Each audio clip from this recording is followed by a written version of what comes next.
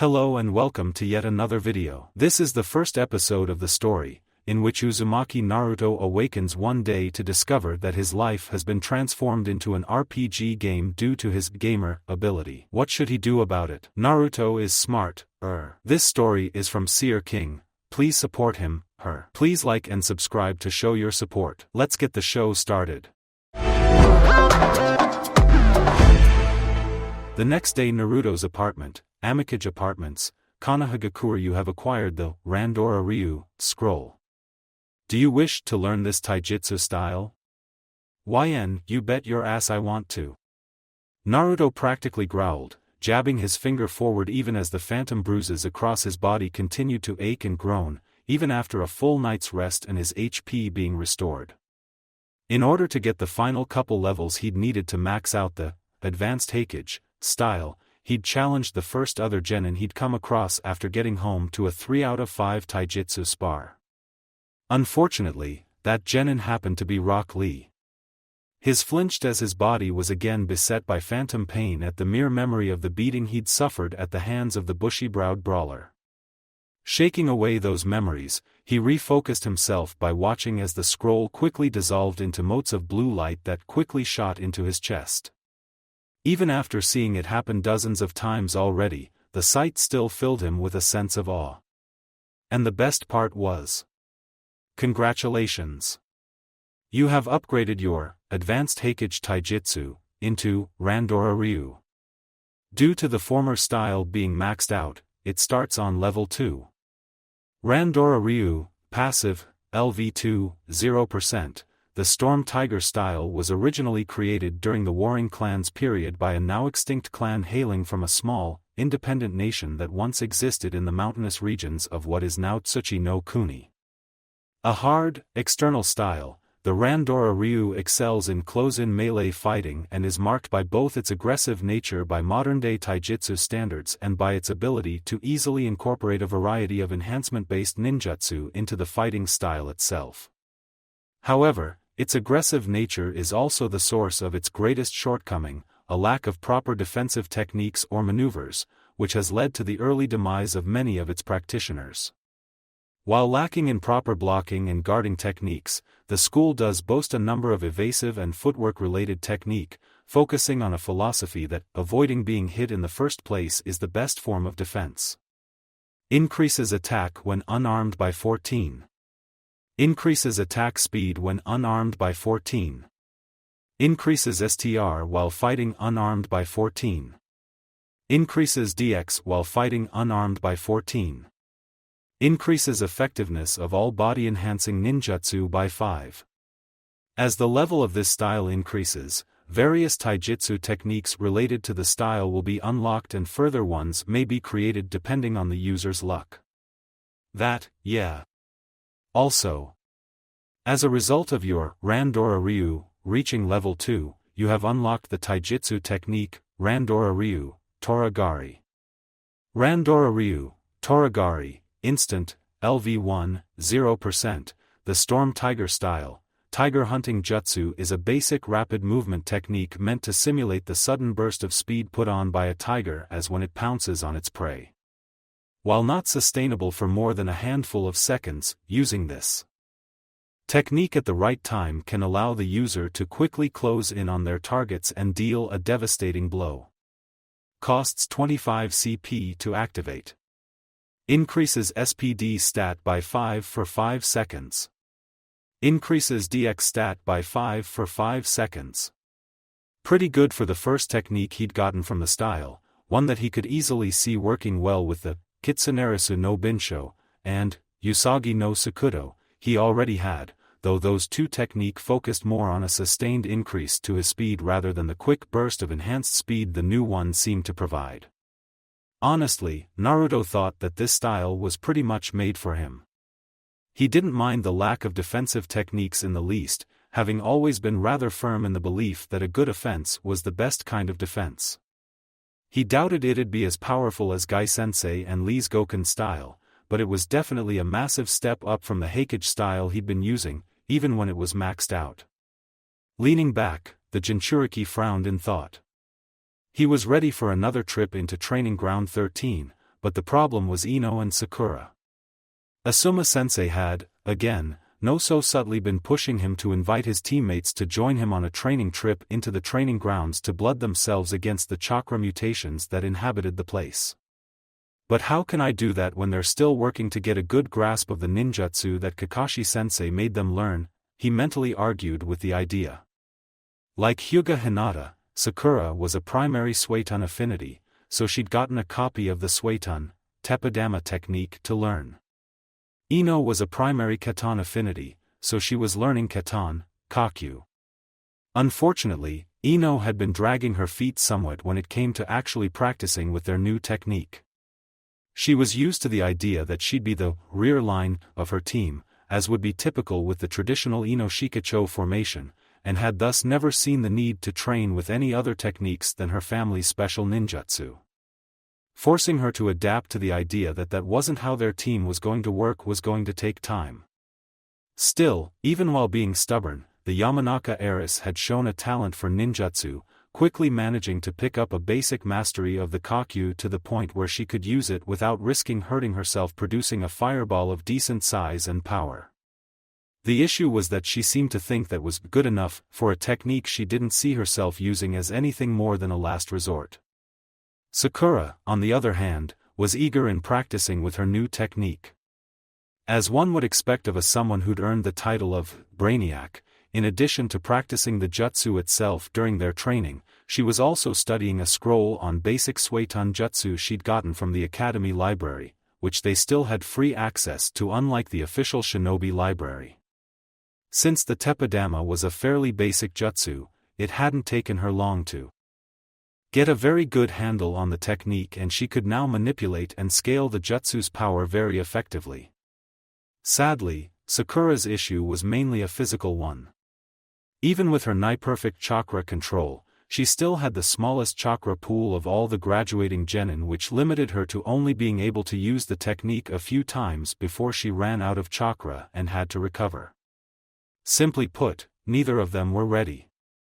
At their current level, Naruto would end up being forced to play bodyguard for both girls while they were in TG-13, which would mean they'd learn jack-all from the experience. Why the hell was Asuma-sensei so determined that he do this so soon? Is he trying to use this to give Ino a kick in the ass? Naruto thought, blinking in realization. Seriously? Does he honestly expect me to save her ass just so she'll double down on her training? No way.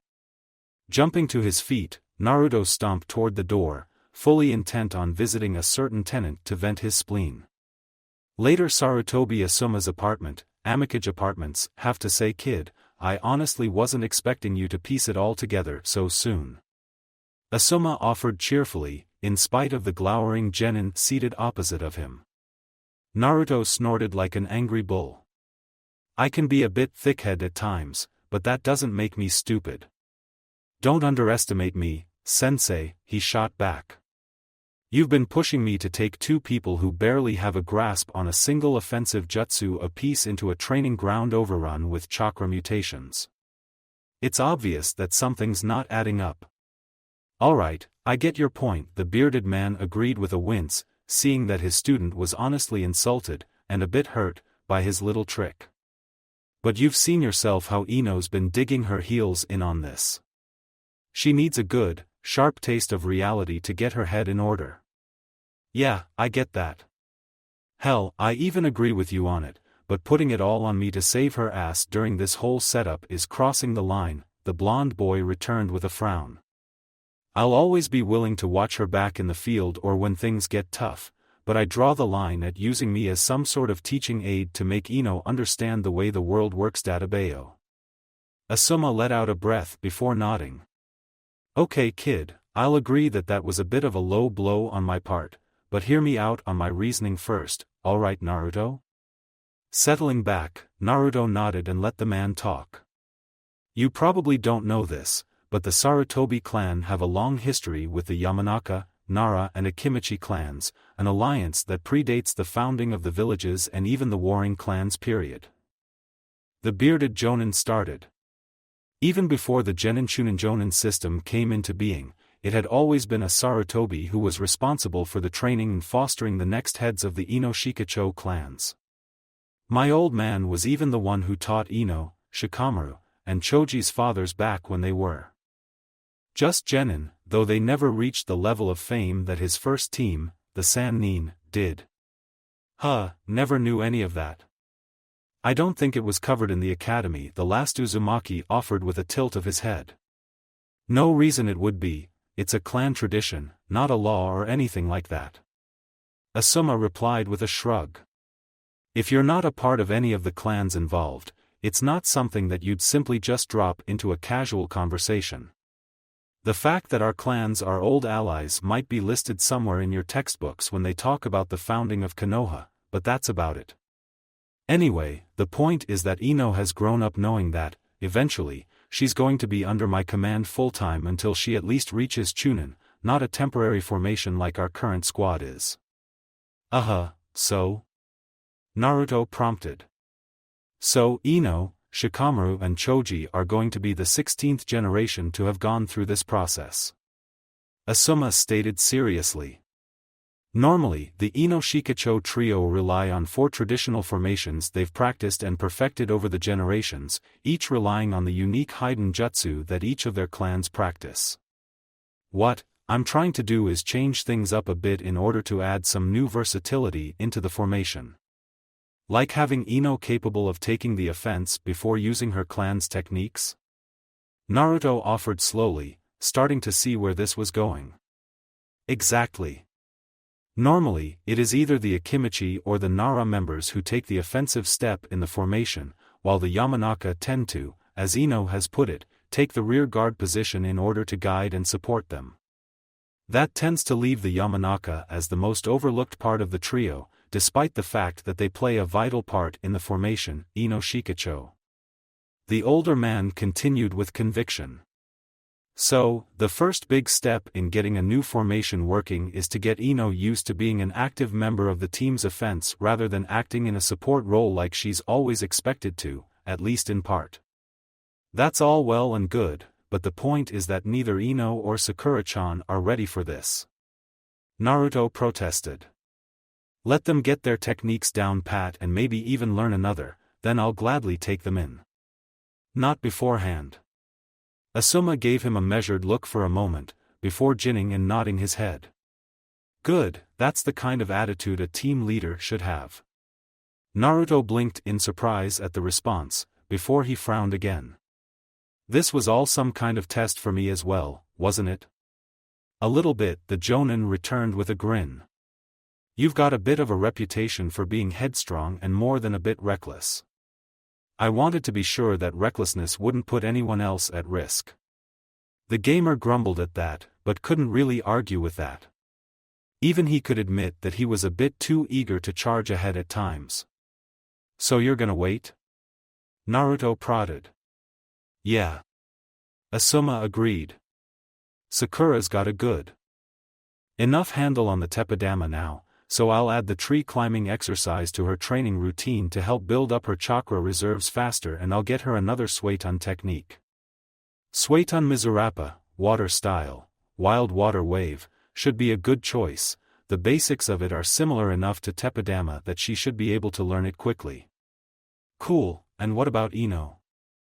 Naruto asked curiously. Probably either Katan, Hatarubi, or Katan, Enden, fire style, flame bullet. The man pondered for a moment before shaking his head. Likely Hatarubi. Enden involves molding your chakra into oil in your mouth as the first stage, and I can't see Ino wanting to do that. I can see why. Naruto pulled a face. Even for him that sounded a bit gross. You can't be too fussy about things when you're a ninja, or a kunoichi. Asuma shrugged. As for you, how's the progress of that quest I gave you? I've maxed out Gensetsukan, Dangon, and Kaden Shuriken, and I'm working on Denko Sekka, but it's still only level 14. Naruto replied promptly. Apparently, all D-rank jutsu max out at level 25, just so you know. Asuma nodded. Didn't you say going to the library was a reward for that second part of your quest? Huh, you're right. Naruto blinked before checking his quest log. It's been updated due to outside interference, or so it says. Now the reward is an A-rank futon jutsu from the library, or 3 B-rank jutsu of any of the other elements. Huh. Not sure that we have any A-rank futon jutsu in the library, the jonan pondered curiously. Still 3 B-ranks otherwise? There a war getting started I don't know about? Better to have them and not need them than to need them and not have them? Naruto shrugged. I think it's for future dungeons. A lot of them are probably way stronger than TG-13. Fair, the bearded jonan admitted. God knows the kid was only scratching the surface of what this gamer thing could do, by all accounts. Wanting a bit of extra firepower just in case was damn sensible, in his opinion. Ordinarily, he'd worry about a genin overdoing it chakra-wise, but Naruto was in a class of his own when it came to chakra. Well, total chakra, anyway. The part the kid could safely harness and control was tiny by comparison. The two chatted some more, before Naruto left to practice his fuinjutsu in his apartment, while Asuma had a date with Kurenai. 2 weeks later, entrance to Training Ground 13, so, this is where you keep disappearing off to? Ino offered, hands on her hips as she eyed the slightly rusty gate standing in front of them disdainfully. This isn't the place for joking around, Ino. The chakra mutations inside this place will be trying to kill and or eat us. Naruto shot back with a roll of his eyes. The way she was talking, it was like she thought he was coming here to goof off or something. I have to agree with Naruto on this one. Sakura put in, eyeing the gates as well while nervously working on her lip.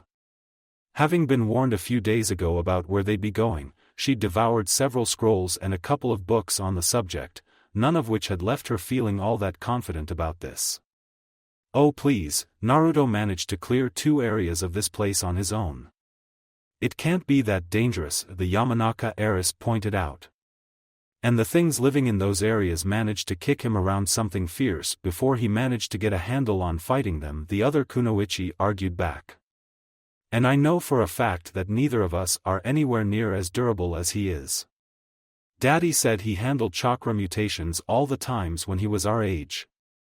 Ino raised a different point, knowing that she couldn't argue about that. When it came to pure physical combat, Ino knew that she and Sakura couldn't hold a candle to their far more physically inclined teammate. That's because the Second Great War was happening when your dad was a genin. Naruto responded, remembering that Ino's dad was part of the same generation as the 4th Hokage. The training back then was a lot harder and more combat-focused since there was a war on. Iruka-sensei mentioned that it was normal for academy students back then to be taken into zones like this to get actual combat experience before they even became genin. By the time he officially became a genin, he likely had more combat experience than most genin a year or 2 older than us now. Yeah, the blonde girl just waved the argument off dismissively. She's heard her father talk about killing them so much that she just can't see them as a threat. Naruto realized. It made sense. If Ino grew up hearing her dad talking about how easily he fought his way through them, then of course she wouldn't realize how dangerous they were. They were just things that Shinobi could kill. Asuma-sensei was right, she needed a sharp shock to knock those ideas out of her head. Well, let's just hope you can live up to your talk, Ino. Naruto relented with a sigh. Alright, so Asuma-sensei asked me to lead you two in an excursion while I work to clear out TG-13. Thing is, this is actually an ongoing D-rank mission from the Hokage, so mission rules apply. You both know what that means, right? Meaning they had to follow his orders. That's fine. You know this place a lot better than either of us. Sakura quickly relented. Unsurprising, she had always been one to follow the rules and guidelines. TCH, yeah. Let's just get in there and get this over and done with. Ino agreed with a pout. Naruto was willing to admit that it did look rather cute. Wait, where did that come from? You have successfully resisted the charm attempt from Yamanaka Ino. Shaking his head at that, Naruto continued, okay, good. First order of business, did you both pack like Asuma-sensei and I suggested? At least 10 kunai and as many shuriken as you can safely carry? When both nodded, he continued. Good, try and keep the kunai for close range and focus on the shuriken for throwing. Unlike me and my tanto, neither of you have a real close combat weapon outside of your kunai, and trust me, you don't want to try and take some of the monsters we'll likely meet with taijutsu unless you're an expert in it like Bushy Brows or Hinata. Second, a lot of these things are really stupidly strong, so staying mobile is your best bet if you want to avoid getting hurt. Third, no using your family's hiden on these things, Ino. It leaves you as a sitting duck, and I don't want to risk splitting mine or Sakura's attention to keep your body safe, and both of our clones are too fragile to trust with this. Ino looked sour, but couldn't argue. If I could use some of the more high-ranking techniques like the Shinranshin no Jutsu, mind-body disturbance jutsu, then that wouldn't be an issue, she complained instead. If wishes were horses, beggars would ride. Naruto responded simply, quoting one of Gigi's favorite sayings. We have to work with what we've got, not what we wish we had. Why do you think I held off on this until you both had at least a couple offensive ninjutsu under your belts? It was so you in particular would have options outside your clan jutsu to keep you alive in there. Huh. Ino blinked at that, giving him an odd look for a moment, as if she was suddenly reassessing everything about him for some reason. For showing an odd amount of concern for her safety and well-being, you have gained plus 100 relationship with Yamanaka Ino. For doing what you can to help keep her friend safe, you have gained plus 200 relationship with Haruno Sakura. Huh, cool. Unexpected, but cool. Alright, let's get moving then, the blonde boy declared, pushing the gates open and moving inside. After exchanging quick looks, the two frenemies quickly followed him, the gates creaking shut eerily behind them. So, what kind of chakra mutations are in this place? Sakura asked as they walked through the short path to the first sub-area. When I first cleared this place, it was a bunch of rabid squirrels that were at least the size of house cats, with the one leading them being the size of a big dog. The things weren't that strong, but they were crazy fast and attacked like a bunch of furry piranhas. Naruto stated as he reached back and loosened Tsubaki and Sumire in their sheaths. After I managed to clear the area of them, it helped purify the grounds of the built-up chakra, so now we just have to deal with chakra leaking in from deeper in the training ground. That stuff tends to possess bits of dead wood and turn them into these things Gigi said were called mutations. They're fairly strong and tough but are also slow and clumsy, so you and Ino should be able to beat one of the regular ones on your own if you work together. Mutations? Wasn't that the name of one of Shodame-sama's Mokuton ninjutsu? The Pinkette inquired. Yeah, don't know if he named it after them or they were named after it, but they honestly don't look that much alike. Naruto replied with a scoff. The Mokuton, Mokujin no Jutsu, wood style, wood human jutsu, was supposed to create a massive golem that was taller than the Hokage mountain. The largest I've seen these chakra mutations get is about 7 or 8 feet tall. For demonstrating deep knowledge of the Shodame Hokage's jutsu, you gained plus 100 relationship with Haruno Sakura.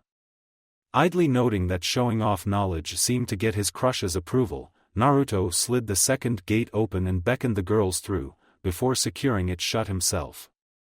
Right, we're officially in the danger area now, so weapons out and keep your eyes open and your heads in the game. Naruto ordered as he drew out his paired tanto. Whoa, those are beautiful. Ino offered, passing an admiring eye over the blades. Thanks, Tenten's dad and mum do really good work. Naruto replied with a grin, before shaking his head and getting serious. I'll take point. Ino, you keep an eye on our right. Sakura, you take the left. Got it. Yeah, I'm on it.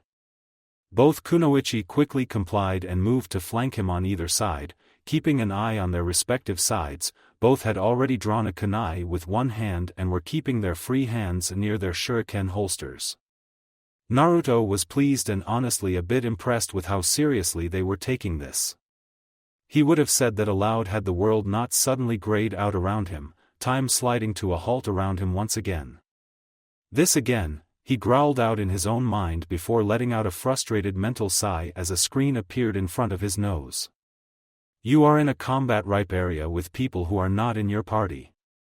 Due to this situation, and the gamer, understanding that you do not wish to have to explain your status as the gamer to your companions, please select choices from below to resolve the situation. These settings can be changed at will in the Settings screen. Turn auto-looting system on while with people who are not added to your party. Loot and money will automatically be deposited in your inventory without you needing to touch each individual enemy in order to loot them. YN Deactivate Battle Space System. During random encounters and boss fights, you will not be warped to a space especially built for fighting and will instead fight in the area in which you encounter the enemies. YN had Naruto been able to move, he would have face-bombed. Where the heck was this stuff coming from? Roll with it, Naruto, just roll with it, he chanted to himself before quickly activating the auto-looting system and deactivated the battle space system. This prompted time to resume and color to return to the world. No sooner had it done than Ino's free hand blurred, sending a handful of shuriken spinning right at a Makujin as it emerged from a tree. Contact, she shouted. Possessed Makujin LV-20, possessed wood, stronger than. They were level-wise at least, but that wasn't a sure indication of how dangerous this thing was, just potential. Ino's throwing stars quickly embedded themselves into the wooden enemy's torso, seemingly without doing anything more than forcing it to pause for a second before it began to charge at them. Sakura, use your jutsu. Naruto ordered as he moved to put himself between his teammates and the charging monster without blocking their line of sight. The pink-haired kunoichi quickly obeyed, her hands instantly coming together to form the tiger hand sign. Suetun, Teppadama, she exclaimed before drawing her head back and spitting out a half-dozen water bullets directly at the Makujin. Each bullet slammed into the mutation's torso with a sharp wooden crack, one even managing to tear a chunk out of the mobile dummy's torso. Once again, it didn't seem to do more than slow the monster momentarily and force it a step or two back before it resumed its charge. Ino, you're up. Naruto shouted. Katan, Kakyu, the heiress shouted before spitting out a single volleyball-sized fireball at the Makujin, which slammed into its head before detonating. The blast was enough to completely destroy the wooden construct's head, but it continued to rush forward utterly unconcerned. It was starting to get too close for comfort. Futon, Repusho. Naruto called, thrusting his own arm forward and unleashing a concentrated gale at the battered being, sending it flying backward to skid across the ground to come to a rest several meters away from them. The wooden golem laid there, twitching violently as it tried to right itself before it finally collapsed and started to glow. What's going on? Sakura asked curiously, starting at the glowing mutant as it seemed to bend, twist and dissolve before their eyes. We beat it hard enough that it can't contain the corrupted chakra that caused it to transform any longer. Naruto explained simply. Now it's reverting back to what it was before it was possessed. After several seconds, the wooden being had reverted to its original form, a large lump of wood that looked almost exactly like the kind they used for the Kawarimi no Jutsu. While Ino and Sakura just stared at the wooden stump in curious awe, Naruto took a moment to discreetly check his spoils. Wooden figurine, Senju Hashirama, battle armor, has been looted and added to your inventory. Jutsu scroll fragment, 1/3, has been looted and added to your inventory. 789 Ryo has been looted and added to your inventory. You have slain a possessed Makujin. You earn 500 EXP. Not a bad haul. He might end up giving the figurine to Gigi, he was sure the old man would appreciate a memento of his old teacher and mentor. "So, what did you two think about the Mokujin?" he asked aloud, pulling both girls' attention away from the stump. It was honestly kind of freaky that taking off its head didn't stop it. Sakura answered with a shiver. "Yeah, since the Mokujin are just lumps of wood animated by chakra, they don't really follow most normal rules of biology." Naruto agreed. For animal-based mutations, aiming for the head and other vitals still works, but for stuff like these things, you should usually aim for the torso, particularly the center mass, since that's where most of the chakra accumulates. It was really slow though. Ino opined absently as she tried to pull one of her shuriken free from where it was lodged into the former Mokujin's mass. After a moment of effort it came free, though the tip of one of the prongs had broken off. Ino absently discarded the broken weapon with an annoyed huff. "Yeah, the basic ones are pretty slow and straightforward," he agreed dryly. "The big ones, which I tend to call Elder Mokujin, are slightly faster and way more durable. They also split in two when you beat them and form a pair of regular Mokujin that you then have to take care of." "Ugh, sounds like an utter pain." Ino sniffed in annoyance. "Yeah, these bastards are annoying to fight, but trust me, you don't want to get hit by one. A solid hit from the smaller ones is enough to fell a good-sized tree, and the big ones can crater the earth if they miss. One wrong hit from any of these wooden bastards and you're done," Naruto pointed out. "Also, if you see any Mokujin that's an unusual color, fall back and let me handle it. Those things are on a whole other level of dangerous." "Wouldn't that mean we should stick together to better support each other?" Sakura asked with a frown. "Not with those things. The golden ones can somehow use bastardized knockoffs of some of Shodame-sama's Mokuton jutsu," the Jinchuriki answered with a shake of his head. "Oh crap." Ino gulped out, quickly realizing what that could mean. "For real?" Sakura just looked shocked at the very idea. "Yeah, ran into one while I was here a couple of weeks ago. They are tricky bastards," Naruto agreed. "Luckily, they seem to be really rare, so we hopefully won't run into one today." Several minutes, and one more fight against a possessed Mokujin, later, and Naruto was wishing he'd not decided to tempt Benton to show her dark side today. Possessed Golden Elder Mokujin LV-22, Greater Blessed Wood of the Forest, didn't you say these things were rare? Ino yelped as the massive wooden figure started lumbering towards them. "I did, and they are. Maybe the thing just has an attraction to kunoichi or something." Naruto shot back, trying to keep himself calm. Aside from its golden coloring, the giant Mokujin, several feet taller than a normal Elder Mokujin, looked almost exactly like the drawn images of the Mokujin jutsu that he'd seen in the history books, a brawny oni-faced man with a wooden dragon wrapped around its torso. "Both of you, fall back. You're nowhere near ready to fight something like this," Naruto shouted out as he prepared himself to try out his new Fuko no Tsum-ryu, Tonto style against this new threat. He hadn't gotten a chance against either of the normal Mokujin, instead letting Sakura and Ino practice with their jutsu. "Snipe the thing with your jutsu when you see an opening, but only when I'm out of the line of fire. Otherwise, focus on staying clear of the thing. I've got no idea what tricks this bastard has got hidden up its sleeves." "Alright." Sakura agreed with a quick nod, obviously unnerved by the sheer size of the wooden golem.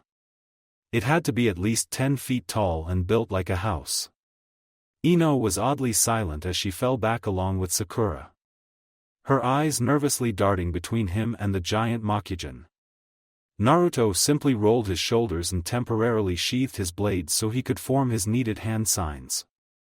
"Ninpo, Kitsunerisu no Binsho, Ninpo, Usagi no Sakudo, Ninpo, Sai no Kawa," he incanted softly as he activated each Kimono clan jutsu one after the other, before drawing out both his Tonto again and letting his wind chakra flow through them to activate the Futon Chakra Nagashi technique.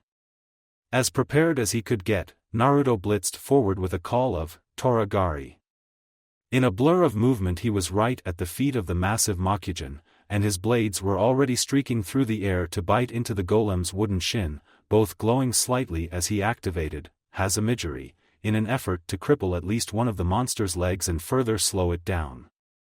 Unfortunately, the dense, chakra-infused wood was even tougher than normal metal, so his blades were barely able to cut more than a few inches into it even with the added cutting power from his futon chakra nagashi. Shit! Naruto cursed, leaping back just in time to avoid one of the wooden golem's fists slamming into the ground where he'd been standing with enough force to leave a large crater behind. Clumsily forming the clone seal around the handles of his blades, Naruto shouted, "Kage Bunshin no Jutsu." In a large puff of chakra smoke, nearly 24 clones popped into existence around him before immediately charging the golden Mokujin, an audible shriek of wind rising across the clearing as they brought their wind-enhanced tanto to bear. He knew they couldn't do much against the monster's impossibly sturdy hide, but it gave Naruto time to think and plan. His thoughts were suddenly interrupted when several water bullets shot out from the surrounding woods and slammed into the side of the wooden mutant, followed quickly by a fireball that detonated against the monster's opposite side. Naruto couldn't hide his grin. The girls were adding their weight to the fight from the sidelines, and they were even being smart about it. Their little pincher maneuver was distracting the golem as the wood-brained lummox was torn between which side to attack, leaving it open for his swarming clones to rush forward and recapture its attention. Seeing the burnt and scarred wood left from Ino's attack had also given him an idea on how to actually hurt the wooden behemoth. Naruto quickly cut the chakra flow to his weapons and resheathed them before starting a series of hand signs. Futon, Fujin Hiki, the blonde roared out as he finished the last seal, causing a wall of wind to swirl into existence a few feet ahead of him. He quickly started a new, shorter set of hand signs, finishing with a hair seal. Katan, Hatarubi. His clones, having recognized what was happening, quickly cleared out, jumping back and leaving the giant Mokujin standing on its own in the middle of the clearing. The monster actually looked confused for a moment as all its targets suddenly pulled back. Exhaling explosively, Naruto released a positive flood of miniature fireballs, each no bigger than a dice, and sent them flying forward at good pace. As each reached the Fujin Hiki, they suddenly bulged outward, swelling to the size of a large grapefruit and accelerating even further as they passed through the barrier. They began to reach the Mokujin a moment later, each detonating in a large, fiery blast as they slammed into the colossus body. Even the ones that missed quickly started detonating as they were caught in the explosions of the ones that did, filling the entire area around the mutant with flames and smoke. Every time Hatarubi was used, it generated anywhere from 150 to 500 miniature fireballs at random based on how the chakra used to make it form together, so the giant golem was taking hits from at least 150 explosive fireballs at once. Even Asuma-sensei was wary of being caught in his Fujin Hiki, /Hatarubi, combination technique, having referred to it as a damned effective wide-area attack. So the Mokujin must be taking some serious damage right now, right? As the smoke and flames began to disperse, Naruto couldn't help but let his jaw drop in stunned disbelief as he saw the Mokujin still standing. While it was obvious that the possessed Golden Elder Mokujin hadn't emerged entirely unscathed, with its body covered in craters, rents, and fractures and the vast majority of its formerly shimmering golden skin having been charred a dark black, it was also just as obvious that it was far from being taken down by Naruto's best jutsu combo. Granted, it was his only jutsu combo at the moment, but the point still stood. Growling in both fear and frustration, the blonde Jinchuriki decided it was time to start playing hardball. Heavy jutsu bombardment on that thing. Give it everything we've got, he roared out to his clones as he ran through the hand signs for the most powerful offensive futon technique he had. Futon, Detapa, he shouted. Suetun, Daibakufu, one clone added. Futon, Ryua, another added. Doton, Dangon, yet another shouted. Katan, Hibashiri. Fire style, running fire, one decided to try one of his newer techniques, futon, shinku taijyoku, another called out. Futon, hanakairi mai, one more clone called. Futon, kyuden, still another clone. Roared. Doton, gensetsukan, two clones called. Futon, senfukyu, another one yelled. Raitun, denko seka, three called in unison. One after another, Naruto's remaining clones fired off their own jutsu in rapid succession. One even used the shinku taijyoku that he wasn't supposed to use in public yet, while three more used that damned Raitun jutsu that's so slow and arduous to level up. Powerful blasts of gale force winds, explosive orbs and arrows of cutting wind, powerful streams of water, whip-like flames, and earthen missiles of every size bombarded the wooden behemoth, the constant assault battering and rocking it, one hit from a particularly lucky, Dangon, managing to crack one of its arms so badly that it was only barely staying attached. And yet, as the assault slowly started to ebb, the behemoth still stood. Then it began to form hand signs of its own. Snake, ram, hare, dog, and finally snake again. Mokuton, Mokuryu no Jutsu. Wood style, wood dragon jutsu, a voice like the rustling of 1,000 rustling leaves seemed to echo from the giant. What the hell, it can fucking talk. Naruto barely heard Ino shriek from the surrounding woods. He was much more concerned as he watched the wooden dragon that was wrapped around the Mokugen's torso detached itself from its body, sliding through the air for a moment before it started barreling straight toward him with a roar that sounded like creaking and groaning wood. Oh crap! Naruto shouted, activating Toragari, to quickly dart out of the way, allowing the serpentine dragon to plow through the earth, digging a waist-deep trough through the ground and plowing through several trees before it rose back up into the air and twisted around, launching itself back at him again.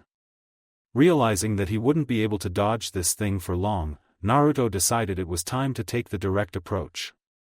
Drawing some ire once more, he reactivated his futon chakra nagashi, before channeling more and more chakra into the blade and activating futon chakra nagashi, danto, forming a massive blade of wind around his Tanto's blade. Raising his enhanced blade over his head, he waited until the dragon's head was just a few feet in front of him and then brought it back down. The massive wind blade slammed down with the force of hurricane, knocking the dragon's head down into ground before it finally managed to split the wooden beast down the middle, the two halves carving thin craters to either side of Naruto as they continued to lurch forward for a moment. Naruto let out a deep breath of relief. Thank the kami I got the timing on that right, otherwise I'd have been splattered. Guess Sakura and Ino weren't the only ones who benefited from a couple extra weeks of training.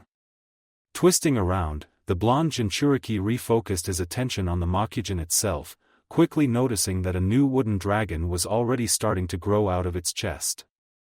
Golden possessed Elder Mokugen. Cannot use Mokuton, Mokuryu no Jutsu, again until the dragon on its body regenerates. Time remaining, 159. Shit. No way in hell am I letting that thing fire off another of those, the Uzumaki declared, redoubling his grip on his Tanto, the massive, shrieking blade of wind still engulfing its blade. After all of the training he'd put into it, the Danto could now last for up to 2 swings before it destabilized. Bisecting the wood dragon had only counted as a single swing, thankfully, so he still had one more before he needed to reapply the jutsu. Time to cut you down to size, fucker. Naruto roared as he charged forwards toward the golden Mokugen. Mokuton, Taso no Jutsu. Wood style, charging lance jutsu, the golem's rustling voice once more filled the clearing as it thrust its nearly destroyed arm outward. The mass of wood quickly erupted into numerous pointed branches. However, only a few branches managed to fire themselves off before the entire mass was destroyed by a barrage of water bullets and a single explosive fireball from the surrounding woods. Naruto easily wove through the few spears that had successfully managed to launch themselves, ducking under the last before he finished closing the distance with a chakra-empowered jump toward the oversized statue's head. Bringing his Danto up over his head once more, Naruto let out a roar as he brought the massive futon-empowered blade downwards in a powerful vertical chop. With the power of Futon Chakra Nagashi, Danto, far outstripping the normal Futon Chakra Nagashi, he was finally able to break through the Mokugen's chakra-enhanced body. With a single swing he managed to cleave it from crown to groin before the blade finally dispersed and he was forced to fall back. Naruto let out a whoop that quickly turned into a groan as he noted the two halves of the Mokugen's body start to twist and warp. Damn it all, there's even more of them this time, the blonde boy groaned out as the two halves each seemed to split in half themselves, reforming into a total of 4 normal, golden-possessed Mokugen. Pile on them! Naruto shouted, as he and his clones charged forward again. Keeping the wooden golems tied up in close combat would not only keep them from pulling any more jutsu bullshit but would also keep them from going after Ino or Sakura. He didn't want to risk either girl going up against these tricky bastards while he was distracted dealing with the others. Torigari, the clones all shouted as one, dashing in to mob the still clumped-together Mokugen. With over a dozen blondes leaping at them from all sides, each wielding chakra-enhanced blades, it didn't take long before all 4 golden-colored Mokugen were lying in pieces on the ground. Sheesh, alright now that was a pain in the ass. The big fucker was bad enough, but having to deal with 4 of the smaller bastards right afterwards was just plain overkill. Naruto huffed out, slightly out of breath from the frenzied melee and the fight from before. Most of his clones had popped in their wild attempt to quickly remove the golden Mokugen before they could try anything. The few remaining after the fight was done had quickly let themselves pop in exhaustion. Ignoring the multitude of pop-ups around him, Naruto instead turned to see Ino and Sakura emerging from the woods, both staring at him slack-jawed. He couldn't help but smirk a bit as he caught his breath. It wasn't every day he managed to leave the two brash kunoichi speechless. What the hell was that thing? Ino finally broke the silence, waving at the massive, bisected log that was all that remained of the larger Mokugen. Beats the fuck out of me. Naruto denied, shaking his head. I've run into big ones and golden ones, but I didn't know that there were big and gold ones out here. Trust me, that thing was just as much of a surprise to me as it was for you too. We were completely useless against that thing. Sakura muttered, looking depressed. Naruto had carried the entire fight, she and Ino had barely managed to distract and annoy that thing.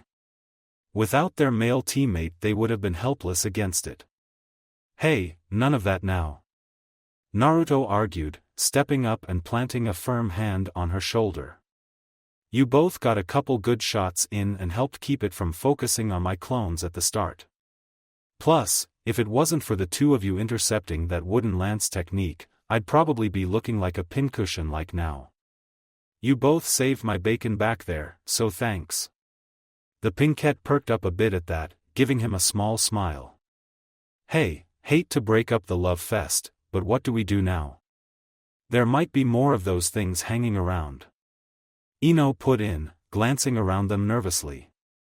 Looks like seeing just how dangerous things could get out here had shaken her self-confidence a bit. Good, mission accomplished then. I'll leave it up to the two of you. Give me a minute to catch my breath and I'll be good to go, but... Naruto trailed off. We should head back. Ino stated after a moment, an irritated frown on her lips as she kicked the ground before letting out a defeated sigh. With the gear we've got right now, neither Sakura or I will be of much use if we run into another of those things, and we've already burned through a lot of chakra just trying to help take one of them down. We need better weapons, a more and probably some explosive tags before we can even think about trying to actually take on anything close to that monster. I'm with Ino. Sakura quickly agreed with her frenemy.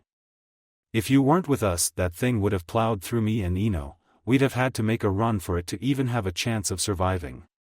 If we run into another one, or worse more than one at once, as we are now, we'd both be in trouble. Alright then, about face it is. Naruto agreed, thankful that he'd learned some tact from his time with Asuma. Both girls were doing exactly what he wanted them to, no need to rub it in and risk setting off either of their tempers. As they started making their way back toward the exit, with Ino and Sakura keeping a weather out for more Makujin, Naruto took a quick moment to start going through his notifications. First there were the immediate notification about what he received from the battle. You have defeated X1, Golden Elder possessed Makujin. You gain 3000 EXP. You have defeated X4, Golden possessed Makujin. You gain 10,000 EXP. Wooden figurine, Sarutobi Hiruzen, Battle Regalia, has been looted and added to your inventory. Jutsu Scroll Fragment, 3/3, has been looted and added to your inventory. Mokuton Kekkei Genkai Journal, Volume 2, has been looted and added to your inventory. 30,000 Ryo has been looted and added to your inventory. Mentally, Naruto fist-pumped as he saw that second-to-last entry. He honestly hadn't expected to just stumble across another one of the Mokuton journals until he got into the deeper zones, but he wouldn't look a gift horse in the mouth. Gigi would certainly be pleased to hear about this. Next came the level-ups from the fight itself. Kage Bunshin no Jutsu has leveled up. LV11, LV12. Futon, Detappa no Jutsu, has leveled up. LV4, LV5. Suetun, Daibakufu no Jutsu, has leveled up. LV3, LV4. Futon, Ryua no Jutsu, has leveled up. LV7, LV8. Katan, Hibashiri no Jutsu, has leveled up. LV4, LV5. Futon, Shinku Taijyoku no Jutsu, has leveled up. LV1, LV2. Futon, Hanakairi Mai no Jutsu, has leveled up. LV3, LV4. Futon, Kyuden no Jutsu, has leveled up. LV4, LV5. Futon, Senfukyu no Jutsu, has leveled up. LV20, LV21. Raitun, Denko Sekka no Jutsu, has leveled up. LV14, LV15. Randora Ryu, Toragari, has leveled up. LV3, LV4. Randora Ryu, has leveled up. LV3, LV4.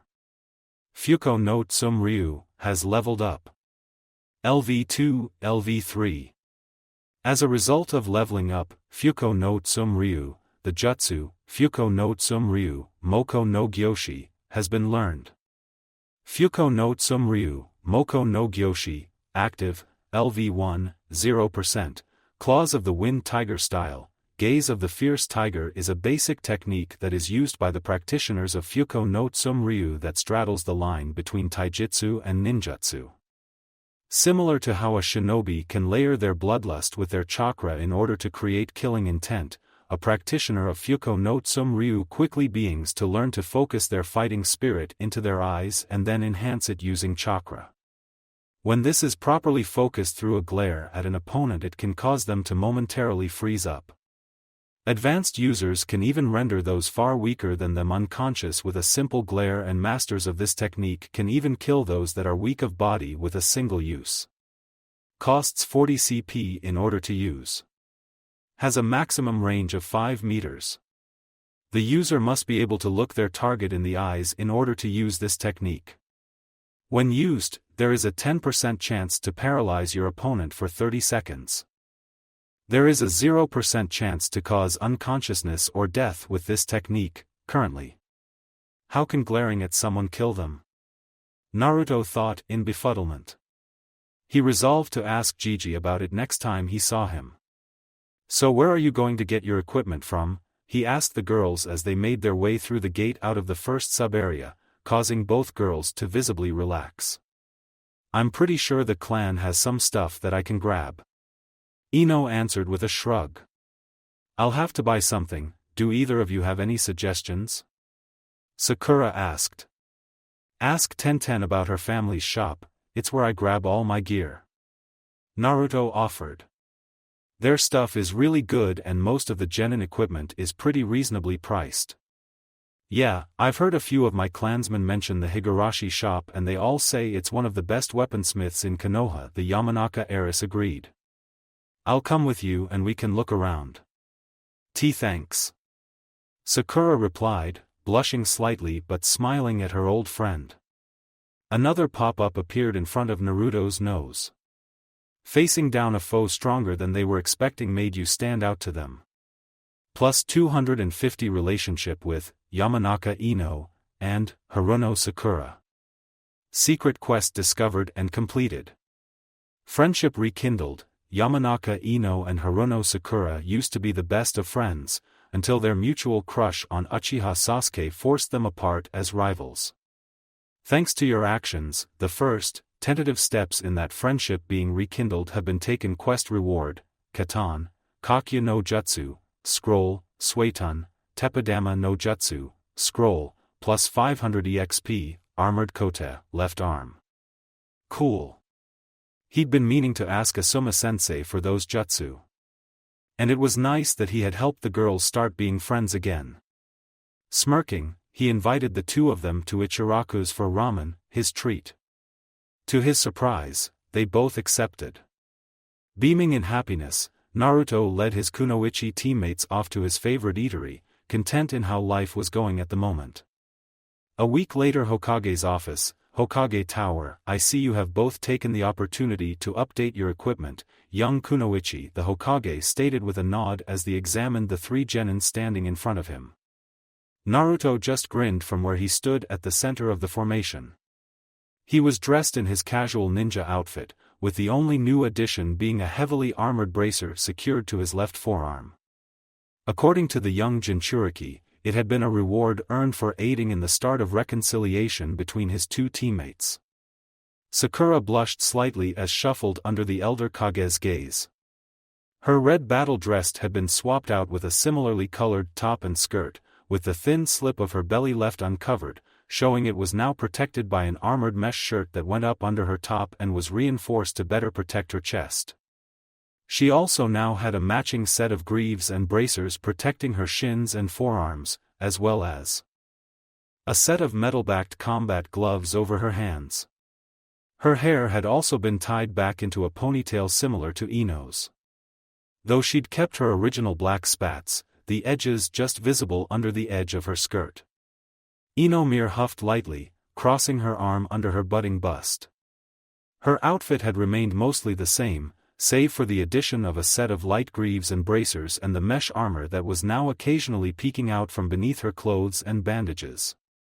It gladdens me to see the next generation taking their first steps into the world so seriously, the Hokage continued with a firmer, approving nod. I've always believed it was foolishness for even genin to ignore having at least some basic protection in their uniforms. Even if it is not expected for you to enter combat on every mission, a shinobi should always make at least some preparation should the worst occur. His piece said, the Hokage reached out and began shuffling through the papers scattered across his desk. Sarutobisai briefly lingered on the pile of scrolls that occupied his left-hand side, each detailing a D-rank mission he would normally assign to genin teams at random. However, since Naruto's unique, gamer, ability had manifested the ability to allow him to freely select which mission his team would be assigned, Sarutobi had taken to testing it slightly on occasion. His tests so far had revealed that, while Naruto's unique ability seemed to have some control over random chance, or perhaps even subconscious decision-making, it was far from all-powerful. If he selected a specific mission for his son's team an hour before they arrived, for example, Naruto's ability would not grant him a choice, instead simply informing him of the mission Hiruzen had selected. He'd also ordered Naruto to select a specific once and then purposefully selected a different one, causing the mission Naruto had selected to be cancelled and the one he selected to take its place. These discoveries had actually relieved the aging shinobi somewhat. An ability that allowed someone to overwrite reality or another's free will so thoroughly, far surpassing even the Yamanaka clan's ability to manipulate or control their targets' minds, would have been a far too dangerous thing to leave alone. Today he had a special mission in mind for his son's team, and he was curious to see if Naruto's unusual power would somehow highlight it and affect his ability to select it at random. Back to the matter at hand, you are all here for a mission, are you not? Let us see what we have available, he offered aloud, reaching absently toward the pile, his eyes discreetly studying Naruto as he extended his arm. In between 1 second and the next, Naruto's disposition suddenly seemed to shift from relaxed and slightly laid back to tense and alert, with his expression and body language seemingly lagging behind a second or two to adjust to this apparent shift in attitude. The difference between the two shifts was subtle, and it was only Hiruzen's years of experience as a shinobi, leader and negotiator, and the fact that he'd been actively watching for any sudden changes, that allowed him to notice the inconsistency. Oh dear, I wonder just what kind of trouble this is going to bring? Sarutobi briefly pondered before continuing on with grabbing and unfurling the scroll he'd been reaching for. It was, after a quick glance, the one he'd been hoping to offer to Team Asuma. Did that mean that Naruto's ability had given him some insight onto the mission that he wasn't aware of just yet? Putting the concern to one side for now, he continued with the plan he'd originally prepared for this specific mission. Yes.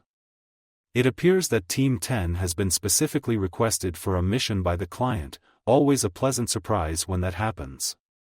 Ichiraku Ayam is going to be heading out to pick a large order of ingredients from one of the nearby villages and is requesting an escort there and back. Wait a minute, are we actually leaving Konoha for this? Ino asked, blinking in surprise. I thought that D ranks could only take place in Konoha. Anything outside the village is C rank or up. That's a common misconception, Ino. Yumano Irika, his assistant for the time being, offered kindly. The younger man was an excellent aide and organizer, and Hiruzen would honestly be saddened to lose him when the academy restarted and he was assigned a new class. Were it not for both his passion and capability when it came to teaching the seedlings that would grow into the next generation, the Sandaime would have been long tempted to poach the younger man from the academy for his personal staff. Konohagakure's territory actually extends a good 20 miles beyond the walls of the village. There are several training grounds and facilities placed in the area that, for security or safety reasons, are not housed in the village proper, as well as several clan-owned properties, the Nara clan's Deer Reserve being one prime example. In addition to that, there are also over a dozen small villages that act as way stations for merchant caravans, couriers and other civilian needs making their way to and from Konoha, as well as serving as farming and animal husbandry centers to supply the village with food. Given the security of the area being directly under Konoha's aegis, it is considered safe enough that any mission, as long as it remains within that territory, can still considered a D rank, albeit a high D rank at least. The trio of genin took a moment to process the impromptu lecture before it was surprisingly Sakura who broke the silence. Well, it can't be any worse than having to chase after that damned cat again, the pink-haired Kunoichi offered with a shudder. Sarutobi hid a small smile behind his laced hands.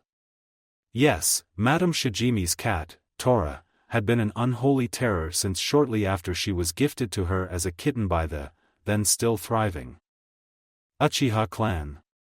Forcing the genin to chase and retrieve the feline menace had become something of a rite of passage among Konoha's shinobi in recent years. Naruto had already reported that Tora was apparently level 40, so it was very likely that the beast wasn't even taking its pursuer seriously, instead simply treating the entire affair as some form of game for its own amusement. You can be assured, Tora is truly one of a kind, he offered, letting out a light chuckle as he noticed young Ino's twitching eye. That's right, she was the one who'd gotten most severely scratched when they'd last pursued Tora, including a rather large X across the center of her face. Unless a mission takes you to the capital, you'll be unlikely to encounter her outside of one of Madame Shijimi's visits. Unfortunately for the genin of Konoha, Madame Shijimi was rather fond of their village and regularly spent at least 1 or 2 weekends out of every month visiting the Leaf Village. Demonic little, the Yamanaka heiress hissed out through grit teeth. Ahem, back to the matter at hand. The Hokage interrupted, preventing another rant against Tora. the genin hazing cat, by one of her disgruntled victims. Your mission is set to start at 8 o'clock sharp tomorrow morning. You are to meet your client at the main gates. As this will be your team's first mission outside the village proper, your jonan sensei will be going over exactly what your mission kits will require. As this mission is expected to take only 4 days at most, an abbreviated kit should suffice. Roger that, Hokage-sama. Asuma agreed with a lazy grin. Team 10 formally accepts the mission. Kids, meet me outside in 10 and I'll go over what's expected as part of your kits. I've got a few things I need to discuss with the big boss. The girls nodded and quickly turned to leave, and with Iruka already busy with more paperwork, only the two Sarutobi noticed Naruto flashing a message in Konoha Sign Language. Bloodline activated. Serious concerns. Request meeting at convenience. That certainly didn't bode well. The Hokage sent a quick, understood, sign back before Naruto left with his team. He just hoped that it wouldn't be too serious. Later living room, Uzumaki Naruto's apartment, Amicage Apartments. Naruto was not in a good mood as he glared at the window floating in front of him as if it was Mizuki returned to mock him. Quest alert. For the love of ramen, Ichiraku Ayam has hired your genin team to escort her to the village of Arusa, a small relay station and farming community located on the very edge of Konoha's outer patrol perimeter, in order to pick up a delivery of ingredients from no Kuni. Arusa, while small, is an important rest point for many caravans heading into and out of Konoha, making it a tempting target for the likes of bandits and nuken.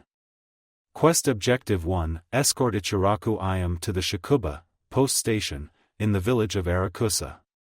Quest Objective 2, guard Ichiraku Ayam while she collects the ingredient delivery. Quest Objective 3, escort Ichiraku Ayam back to Konohagakure, taking care to protect the produce as well. Quest Failure, death of Ichiraku Ayam, death of yourself. Quest Reward 1, plus 1000 EXP, plus 500 reputation with Ichiraku Ayam. Quest Reward 2, plus 500 EXP, plus 1000 Rio. Quest Reward 3, plus 10,000 EXP, plus 10,000 Rio, honored, reputation with Ichiraku Tuchi, error, reputation already maxed, honored, reputation with Ichiraku Ayam, error, reputation already maxed. This quest has been accepted. There were so many things about this particular mission that were setting off Naruto's internal alarms that he honestly didn't know where to start. The fact that both he and his surrogate sister could be killed if the mission failed was a big one, or maybe it was the fact that the third objective's rewards were so disproportionately large compared to the prior two that was setting him off so badly. Seriously, 10 times the experience, 20 times the Rio and 3 mystery items was just screaming that something major was going to happen on the way back to the village. Another, far more subtle, warning had been the mention of bandits and nuken in the initial quest blurb. The gamer was many things, but so far it hadn't proven itself to be capable of all that much subtlety at even the best of times. If the thing was specifically mentioning those in a quest description, then he was willing to bet his ramen that they were going to show up in some way or form. Conclusion: something very rotten was going on here. He'd already decided that he was going to be heading out tomorrow with a full combat loadout. He'd be wearing the storm suit and carrying some ire, Tsubaki and Kogetsu Kyushiki in addition to his usual shuriken and kunai complement. He'd also have to make sure that his teammates were at least armed with something better than their normal kunai and shuriken, since neither had settled on their own weapons just yet. He'd loan Sakura his collapsible spear. It was by far the easiest weapon he had to work with, and she'd have plenty of time to at least get the basics down while they were journeying to Arusa. Ino would be getting his chakra blade. She was the more physically capable of the pair and likely had at least some basic blade training from her clan, so she should be able to handle the enlarged, kunai-like blade fairly easily. He'd already sent out a Kage Bunshin to get holsters for them both, thigh-mounted ones. They'd be the easiest to get a hold of and use. Fortunately, the Higurashi store had plenty of those in stock and even had a made-to-order section if they didn't have anything in stock that fit the two, admittedly oddly shaped, blades. When Gigi showed up, with Asuma-sensei quickly following at his heels, he immediately invited the both of them into a party and showed them the quest information, pointing out everything that was setting off red flags in his eyes, as well as what he was already planning on doing to help mitigate the risks to himself and his teammates. Why did you even accept the quest if just seeing it has gotten you this worked up? Asuma asked with a frown on his lips as he chewed his cigarette in thought. Ayame-chan is going to go and pick up those ingredients whether I accepted it or not. Naruto answered without hesitation. If she goes alone, then whatever shit is waiting to break loose will hit her while she's alone and unprotected. There's no way in hell that I'm letting that happen. A fair enough point. Gigi nodded with an approving smile. It was just like young Naruto to put protecting those that he cared for ahead of his own safety without hesitation. Truly, the will of fire burned brightly in the young Jinchuriki. What we need to discuss now is whether your team will need backup or not. If nuken are going to be involved in a raid against one of Konoha's perimeter villages, then as Hokage I cannot allow it to go unanswered. If we apply video game logic to this, then I can really only see two things happening if you do that, Gigi, the last Uzumaki offered with a frown.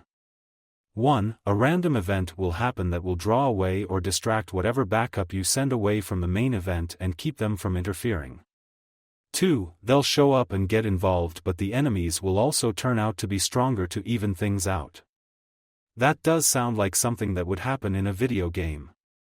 Konohamaru mentioned it once. Power scaling he called it. Asuma muttered. He'd asked his nephew a bit about video games since he discovered his student's unique abilities and had gotten a crash course on the subject and the common terminology involved. He let out a brief sigh before continuing, so sending a squad of ANBU might just make things even worse. If that's the case, it would probably be best to keep it low scale, maybe pull in another team from the Genin platoon? Come up with an excuse to send them in the same direction on the same time frame. Kurenai, Guy, or Kakashi's teams would likely work best in this kind of situation. Give us another reason to keep the kids together. Hiruzen nodded thoughtfully, silently agreeing with his son's appraisal. Team Guy is already out of the village, attending to a C-rank in Kawa no Kuni.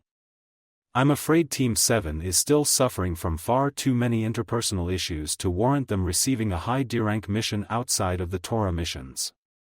However, Team 8 has been showing excellent growth lately, and Kurenai-kun has stated that she believes that they are ready for a higher-ranking mission.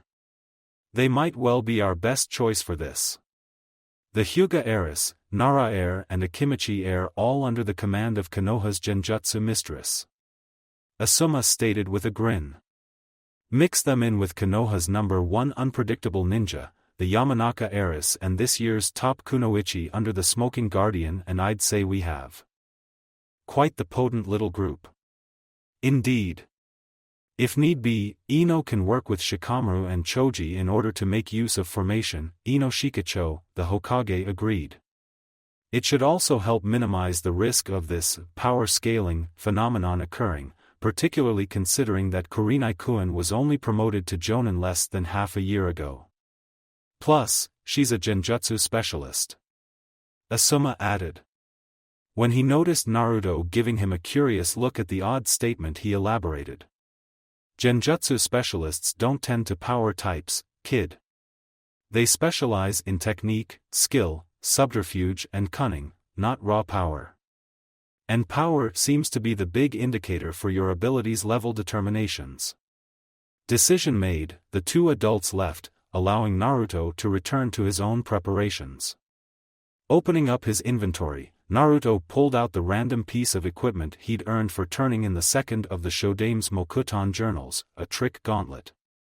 Designed to be used as a part of Shinobi armor, it functioned exactly the same as a lightly armored kote but could be loaded with up to 4 gadget add-ons, of which it had come pre-equipped with one, a rappel/grapnel line launcher. He'd already sent out a score of his Kage Bunshin to search throughout Konoha for any additional add-ons for his newest piece of gear. He wasn't going to hold his breath, but if he got lucky and they found something that looked like it would work, they had orders to purchase it and bring it back immediately.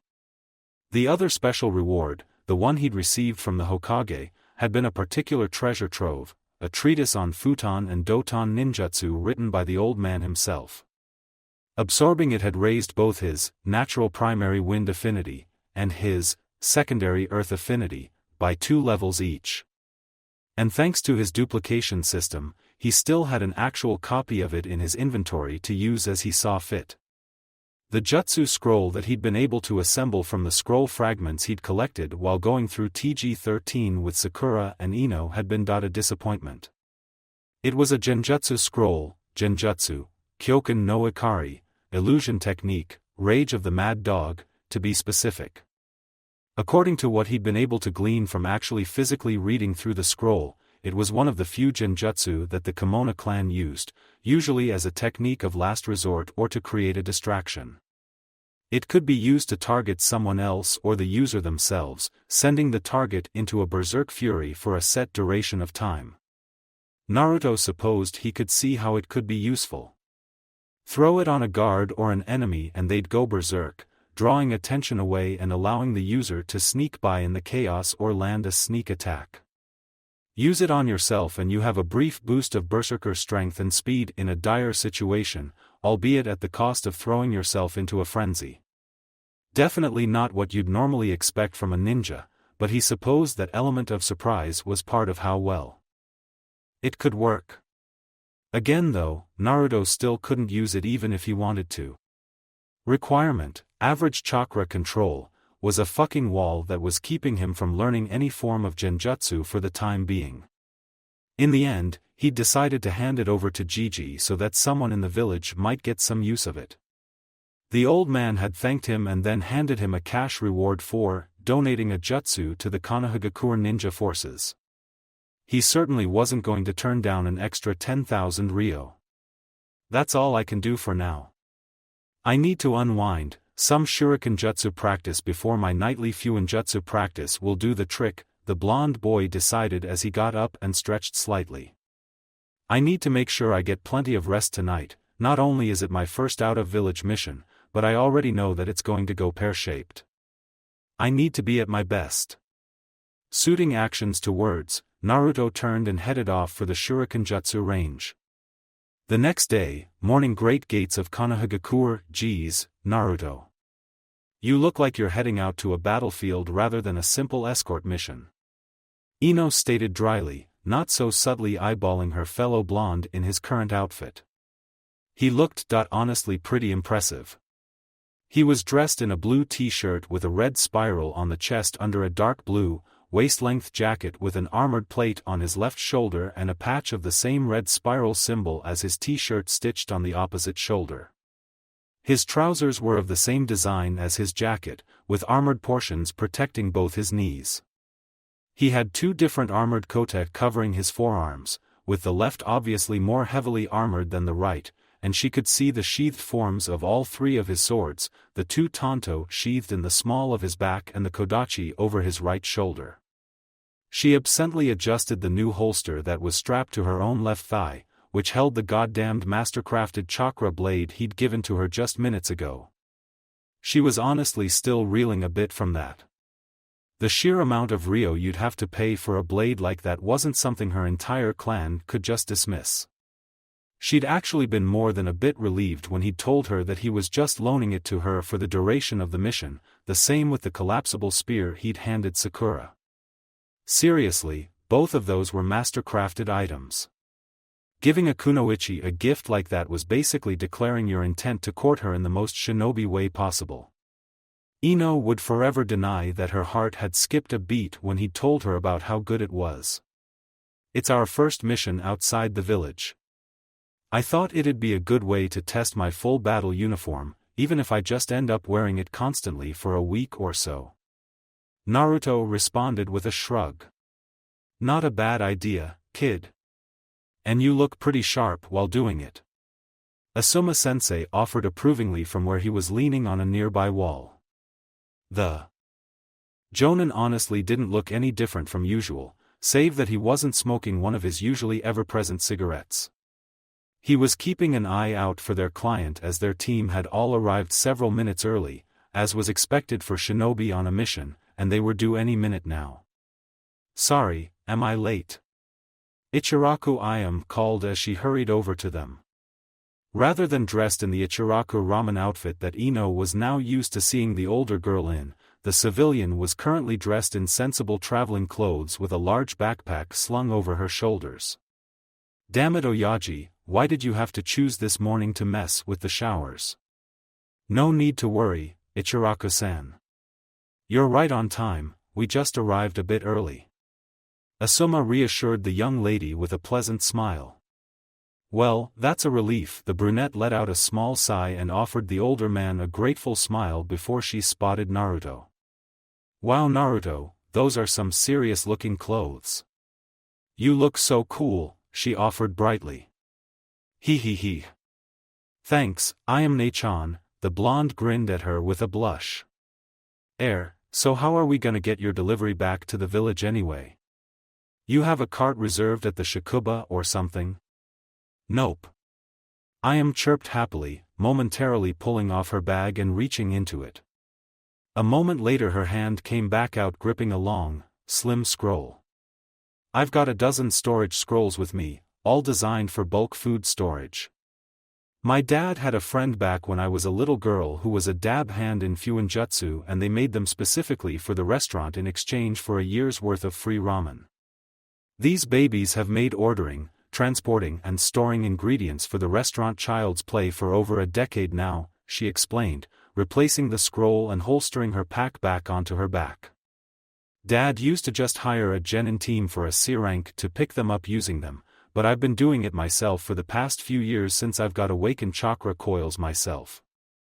He still insists on me getting an escort though. Impressive craftsmanship if they're still working so well after a decade of regular use." Asuma offered with a nod. Sakura merely blinked, staring at the civilian girl in confusion.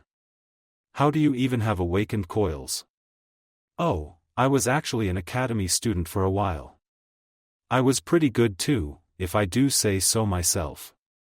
Top 5 in my year, every year. Shame I had to drop out in my 3rd year after Mum died," the ramen chef answered with a sad smile.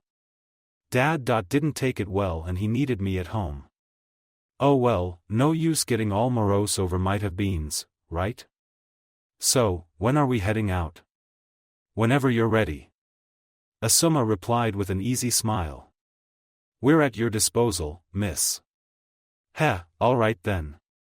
Let's head out." Ayam declared with a grin. As their group was in the middle of signing out with the gate guards, Team 8 joined the small queue of groups leaving the village. Hinata managed a shy wave of her own, while blushing up a storm, when Naruto suddenly noticed her and began to wave enthusiastically. "Yo, Kurenai." Asuma greeted his not-so-secret crush. "Don't tell me your team earned themselves the C rank already?" "Unfortunately not, just a high D rank, much like your own team I assume," the red-eyed beauty replied with a casual shake of her head. "The Hokage requested that we deliver a message to the leader of the Boundary Patrol Corps currently stationed in Arusa village. Thankfully, the message isn't urgent, so we'll be using it as a training mission to get my kids used to traveling outside the village." That's actually where we're heading." Ino offered with a blink. "Wonder why he didn't just ask us to deliver it if the message isn't that urgent." "Technically, he couldn't since we've already been hired out by a civilian," her sensei pointed out simply. "That kind double-dipping is frowned on by clients. Besides, Oyaji isn't the type to put all his eggs in one basket like that, it's an old habit he picked up living through all 3 great ninja wars. He was probably hoping we'd meet up and work together on our own." "You interested?" he asked, looking to his fellow jonan. "Of course.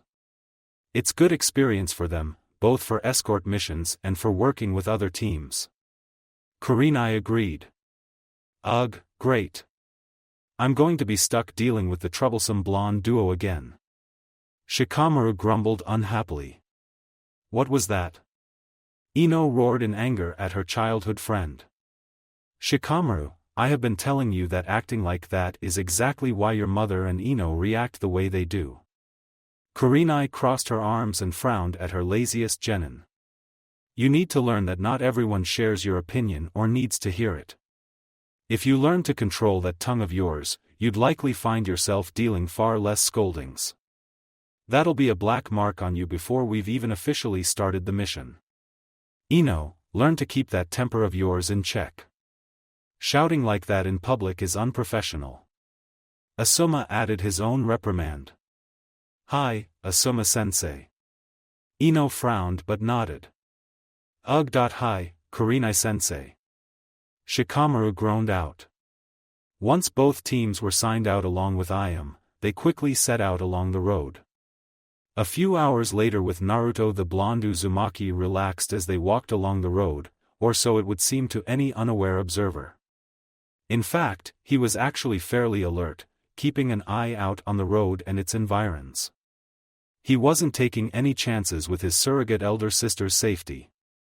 He mentally reviewed the various armor pieces he was wearing, not including his t-shirt. Storm armor, light version, very rare, a suit of modern light shinobi battle armor.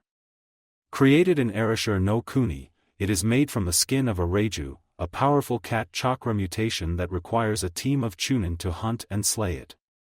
Treated with a unique version of the leather curing process, the protective aspects of the skin, already phenomenally strong for basic animal hide, is enhanced several-fold.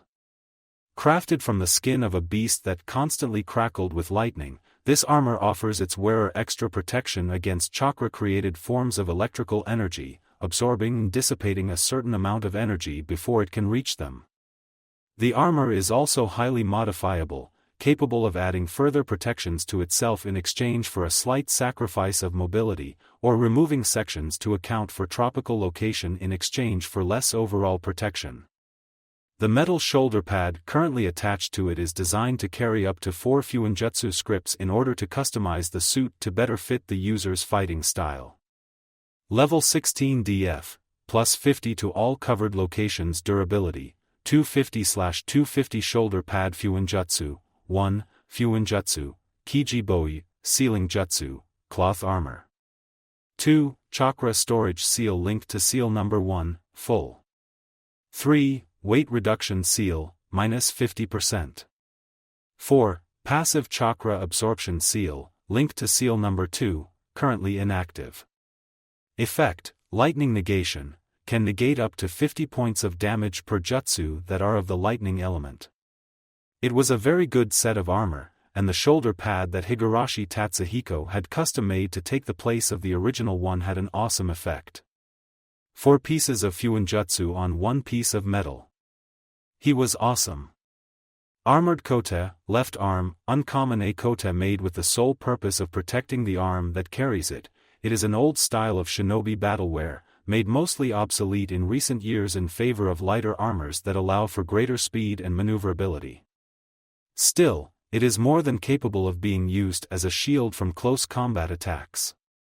Initially made popular by Sarutobi Hiruzen as a part of his war regalia as the Sandaime Hokage during his first reign as Hokage. Level 15 DF, plus 50 to left arm only. The kote he'd gotten from helping Ino and Sakura wasn't all that special, but it would make a useful shield if he was fighting another weapon user up close. Trickster's kote, right arm, rare. A kote specially designed to combine protection with utility. While only lightly armored and providing minimal protection, the majority of the kote's internals can have various devices and gadgets added into them. While none of the small devices that it is capable of carrying are particularly dangerous or lethal, a clever ninja can find numerous uses for this unconventional tool. Level 17 DF, plus 25 to right arm only. 2 out of 4 add-on slits filled. Front slot, grapnel line. A chakra-powered launcher can fire a miniature grapnel line, made of highly flexible and strong metal, from a concealed slot in the front of the kote. It has a maximum length of 25 meters and is strong enough to bear 2 fully grown men. It also has a chakra-fueled auto-retract system allowing the wearer to withdraw it quickly and rapidly when needed. Mid-slot 1, Mechanical Shuriken Launcher, a device built into the midsection of the kote. It can fire a smaller than average shuriken at an enemy. A distraction more than anything else, but these little shuriken are real and can leave a nasty cut when they hit.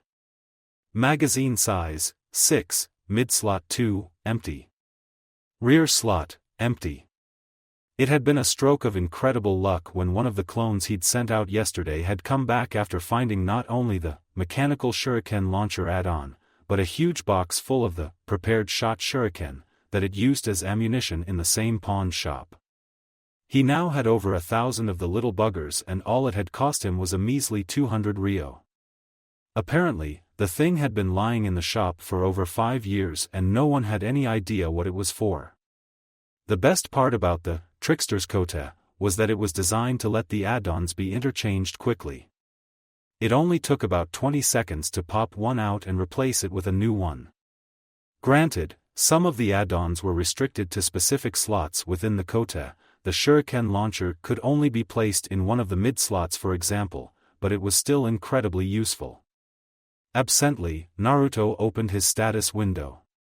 Name, Uzumaki Naruto class, the gamer, plus, level, 18 next level, 99.49% title, jonan, plus 15% EXP to LV25, plus, age, 12 HP, 4108/4108 CP, 4061/4061 STR, 43 STA, 46, plus 10, BX, 45 INT, 41, plus 5, WS, 37 LUK?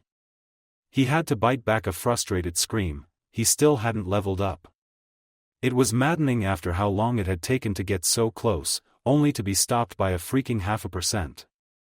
The delay he could kind of understand, he'd been so busy with team training and D-ranks, not to mention the responsibilities his new job as a goddamned landlord kept adding to his plate, that he simply didn't have enough time to visit the training ground and go on a good hunt. He knew that he was one more dead enemy away from leveling up, which was why he was keeping a hungry eye out for any possible targets to make themselves available. Was it bloodthirsty? Maybe it a little, but Naruto really wanted that level up.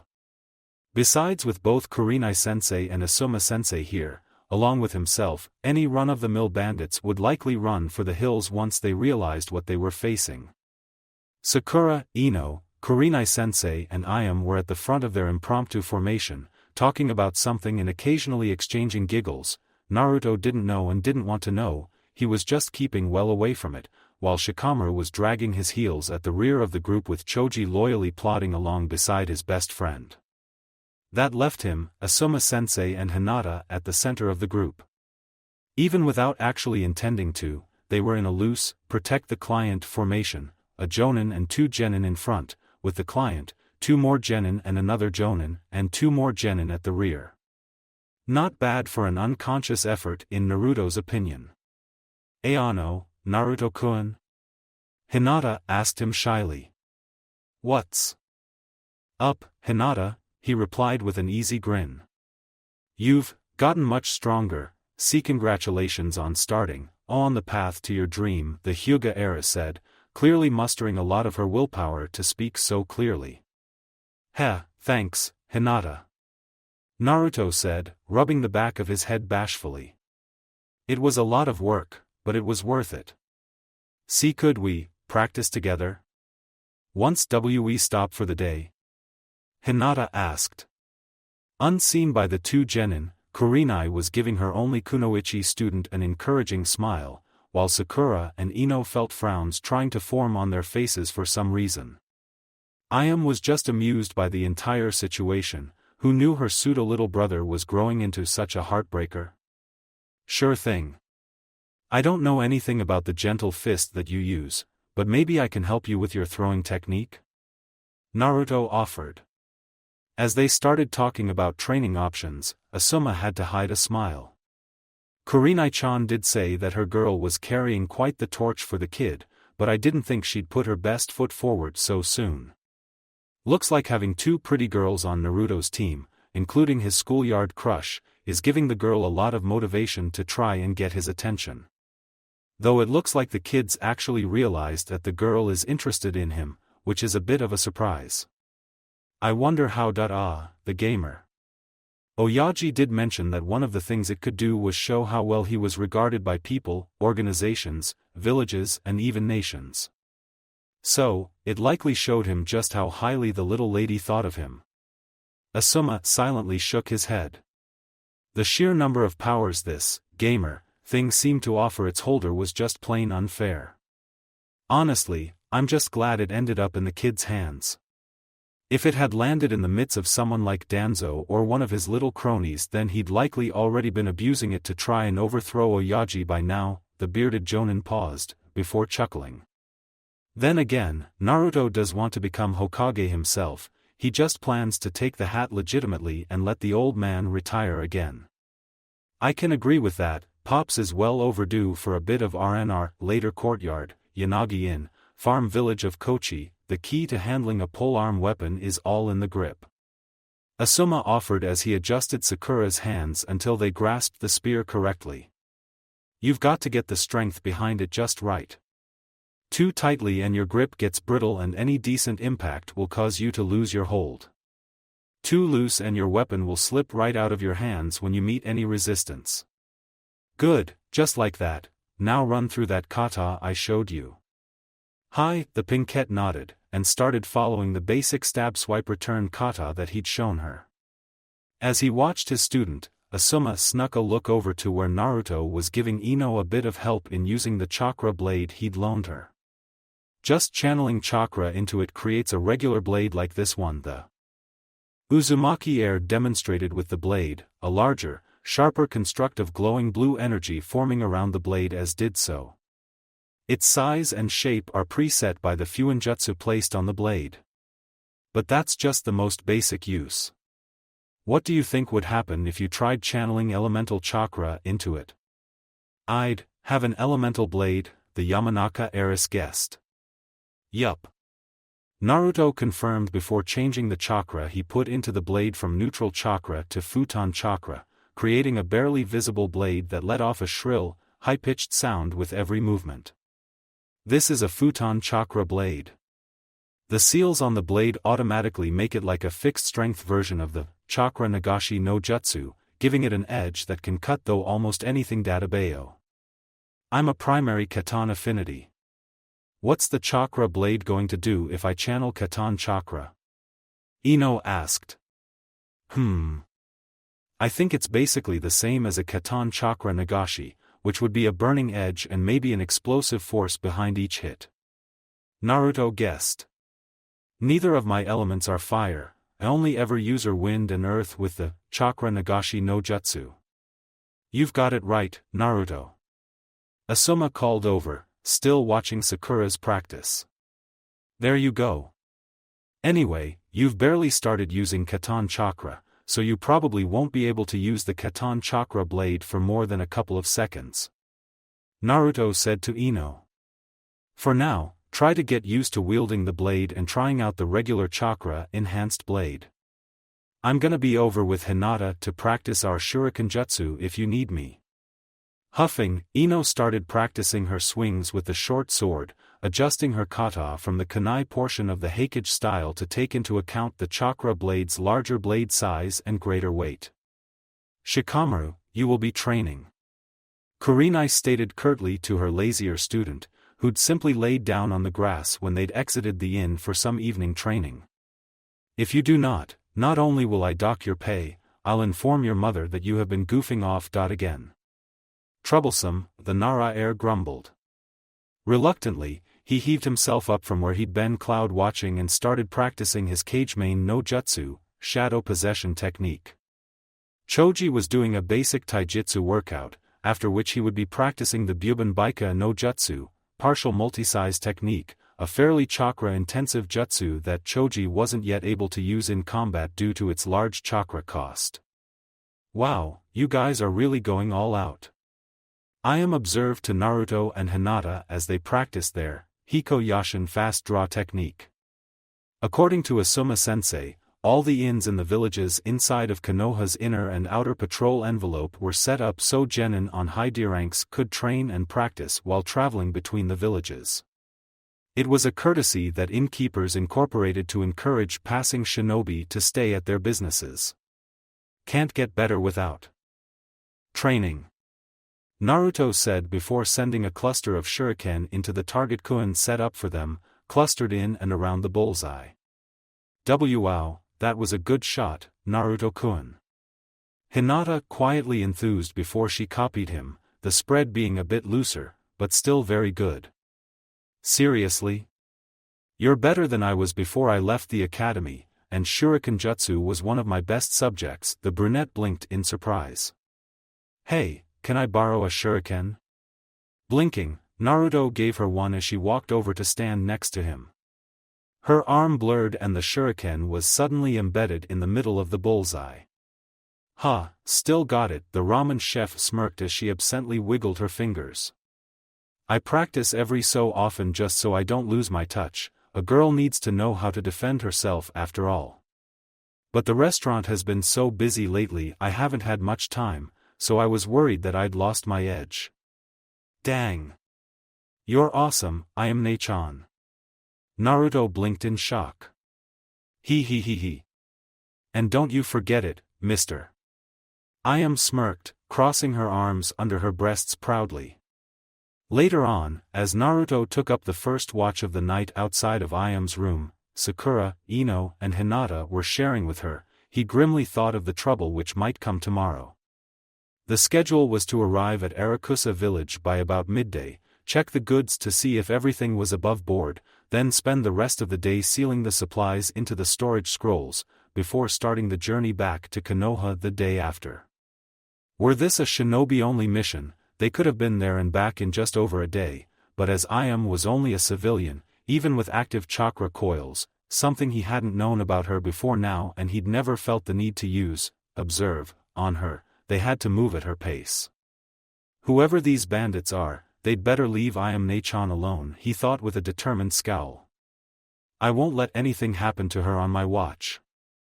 The next day on the road, Konohagakure patrol area, Iam-san, when you were training at the academy, did you have anything in particular you wanted to specialize in when you became a kunoichi? Sakura asked curiously as she walked by their client. Naruto, who had resumed the same position with Asuma as yesterday, perked up a bit at the question, more than a bit curious about the side of his surrogate sister he'd never known about before. Well, I was still pretty young back then, but I'd always liked the idea of becoming a rear-line support kunoichi, the ramen waitress replied with a thoughtful expression. You know, shuriken jutsu, iriya jitsu, trap making, that kind of thing. I was never the best in most of our combat classes outside shuriken jutsu. I didn't have the natural control or imagination you need to get really good with genjutsu outside of the basics, and I was never really aggressive or physically minded enough to excel at taijutsu either. I was pretty good in ninjutsu, but never had enough chakra to think about becoming any kind of ninjutsu expert. What about weapons outside of shuriken? Naruto asked curiously. Never really tried them. Even back then, they didn't start us training with anything beyond practice shuriken or training kunai until after I left, and advanced weaponry never really caught my attention. Iam responded with a shake of her head. If they had, I might have gone with something like you use, Naruto-kun. A tanto or a kodachi or something like that might have fit me well enough, but like I said, it never really caught my interest. Though my Chunin sensei did say that an Akimichi Ryori nin, cooking ninja, had taken an interest in me thanks to my experience in my dad's shop. Wait, really? Ino jerked around sharply in shock, suddenly breaking her conversation with Kurenai sensei. Wow, that's actually kinda impressive. The Akimichi are really protective of their Ryori nin arts and don't take a lot of apprentices outside their own clan. Even my clan and the Nara rarely get offered a chance to learn any of them, and our clans have been allied with the Akimichi for over a century. Someone must have thought you had a real talent for it. Huh. Ayam blinked in surprise. I never knew that. Ryurinin are pretty rare. The Akimichi are the only clan in Konoha that produces any number of them, and only a small portion of the clan practices those arts. Asuma offered. But they're also one of the best support corps you can have for long-term missions. A good one can turn even the worst field rations into something tasty and nutritious enough to keep morale high and everyone fighting fit, and the best ones can even produce food that can bolster a ninja fighting power or healing after they eat some. It's honestly a shame you didn't get a chance to follow through on that training at Ichiraku-san. The village could always use another good supporter. Didn't really have a choice. Like I said, Ka-san had just died and Oyaji really needed me, the brunette offered with a shrug and a rueful smile. Too late to pout about it now, anyway. The best time to learn ninja-related stuff is when you're a kid and your chakra network and coils are still malleable and developing. Even if I re-enlisted it and that apprenticeship was still open, it'd take me ages just to reach genin level. That's the sad truth of it. But Hokage-sama has been playing with the idea of creating something akin to a civilian auxiliary program. It will mostly be aimed at those who had attended the academy but dropped out for some reason, offering it as a way to help keep their old skills sharp in case of an emergency and maybe even learn one or two new ones, the jonan informed her with a bit of a grin. Just thought it might be something you'd be interested in looking into. Ayam shrugged again, though she did look a bit intrigued. Oyaji has been meaning to hire in some more staff at the stall so we can have a bit more time for ourselves. If he does, and this auxiliary thing pans out, it certainly sounds like something that might be interesting.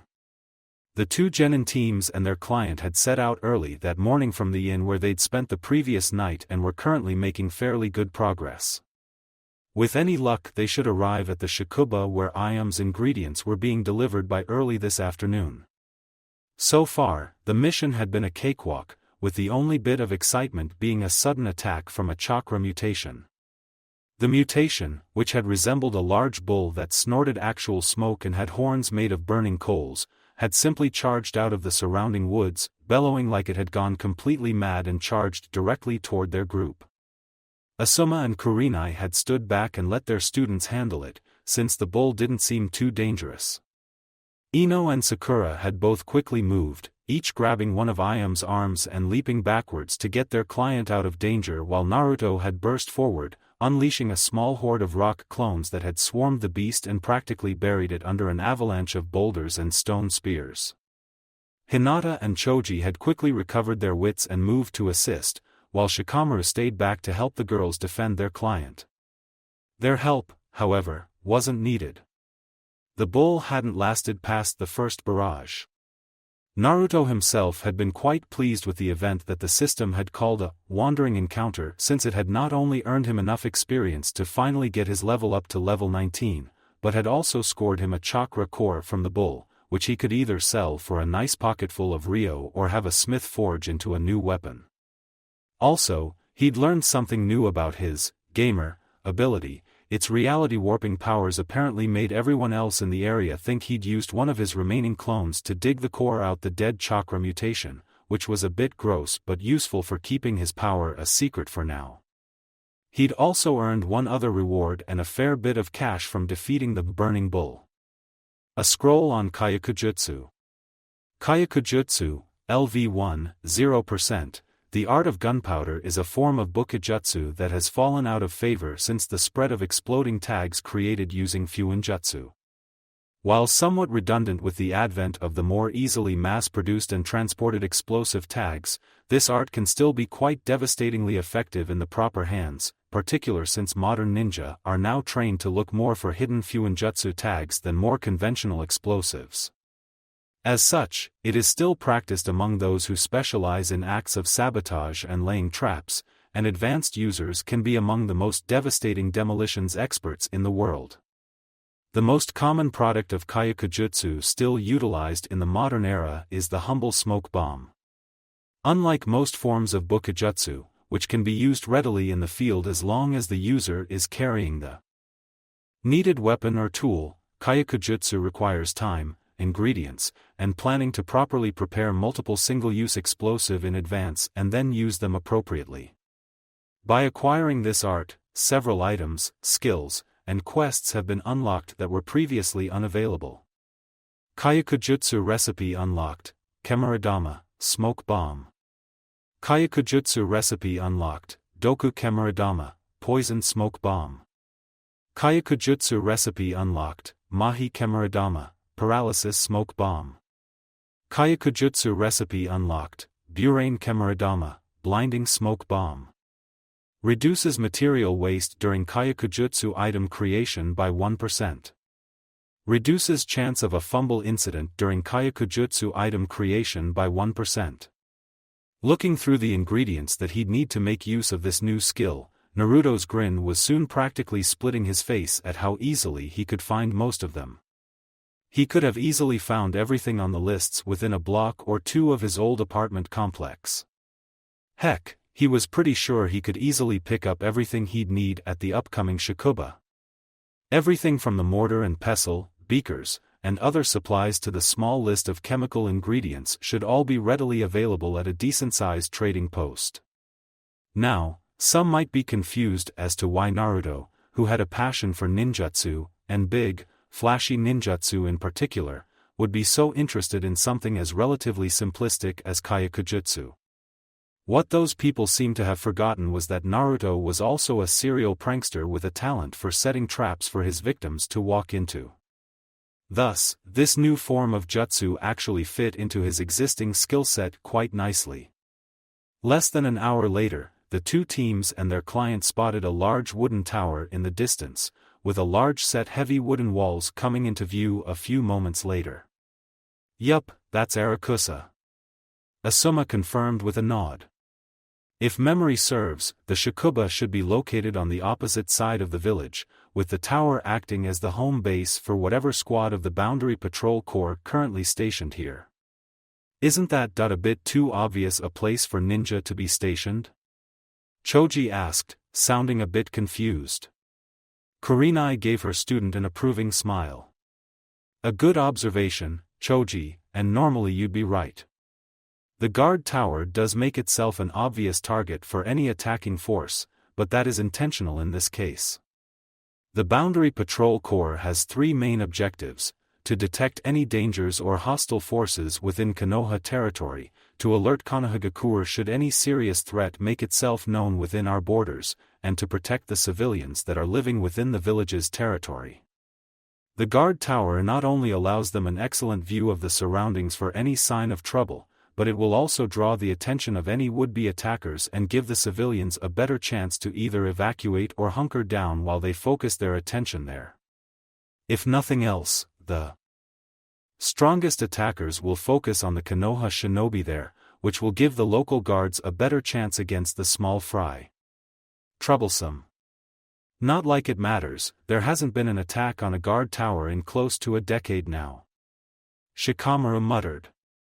The Patrol Corps has a number of trackers and sensors that specialize in hunting down bandit groups and nuken before they can dig in and amass enough forces to actually threaten the towers and the trading posts and villages they're located in.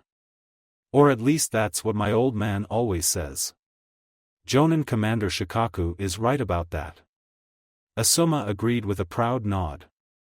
Of course, that only applies to areas under the Konoha Patrol umbrella. I know a lot of the trade routes in Hai no Kuni can't go more than a month without attracting some ambitious group of bandits or nuken. Even the capital gets attacked by nuken every once in a while. Isn't that kinda suicidally stupid? Sakura couldn't help but voice her disbelief. You have to understand the capital is basically a city like any other, Sakura. Yeah, the guard's a bit larger, but they're still spread out across a very big place. Add to that, the daimyo samurai are primarily concerned with the Kakekukyu, Fire Chrysanthemum Palace, and the surrounding governmental district, and the Guardian Shinobi 12 are solely responsible for protecting daimyo, his immediate family, and his interests, the former Guardian member informed his Pinkett student. As long as they're sure to stay a good distance away from those places, then a moderately competent group of nuken can, and have, infiltrate the capital in order to steal something of value. Sometimes they even managed to escape with their prize, though that hasn't happened in close to 5 years ago now. Asuma should know, he was a member of the 12 when that particular incident occurred. Kurenai pointed out. Ugh, don't remind me. The bearded jonan let out a huff and a mildly dramatic shudder. A group of nuken snuck in and robbed a jewelry merchant that was popular with the nobility and managed to get away. The palace was practically flooded with squawking nobles, all demanding that the daimyo send out the full force of the 12 out in order to bring the rapscallions who dared disturb the peace of the capital to justice or some other such ruckus. Ugh, if I never have to deal with that much shrieking and howling again, it will be too soon. What happened? Hinata asked softly. The daimyo refused to send out his personal guard, but did get in contact with Konoha and had Oyaji send out some of his best to deal with it. Guy and Kakashi got sent out and managed to hunt the group down in just 4 days, 2 of it was spent traveling. Asuma offered with a smirk. They even managed to take the entire band of nuken in alive so the fire daimyo could make a big show of having them tried and punished before his courts. As they'd talked, the group had made it to just outside the outer wall of the village, particularly the wide-open gates that lead to the main road. On either side of the gate was a pair of Ashigaru, conscripted soldiery that were the only non-ninja force that the daimyo allowed to operate under Konoha's umbrella of control. As Asuma-sensei had explained it, it was a gesture of trust from the fire daimyo to the Hokage, since it pretty much indicated that the area was exclusively under his and his shinobi's control. The only person who had to show their traveling papers to the guards was Iam. The Hittite that the shinobi wore were sufficient identification while they were still under Konoha's umbrella. No one with any sense of self-preservation would try and impersonate a Konoha shinobi so close to their home village. Well, this is where we part ways for the moment. Kurenai stated, nodding toward the guard tower as her team gathered behind her. We'll reconvene at that cafe over there in a couple of hours. Shikamaru and Choji both waved goodbye as they left, albeit barely raising his arm in Shikamaru's case, while Hinata bobbed a quick bow and offered a shy, blushing smile at Naruto before turning to quickly follow her sensei. Again, Sakura and Ino had to fight down a sudden stab of irritation for some reason. They still had no clue why the sight of the timid and quiet Hyuga talking to Naruto would irk them so much.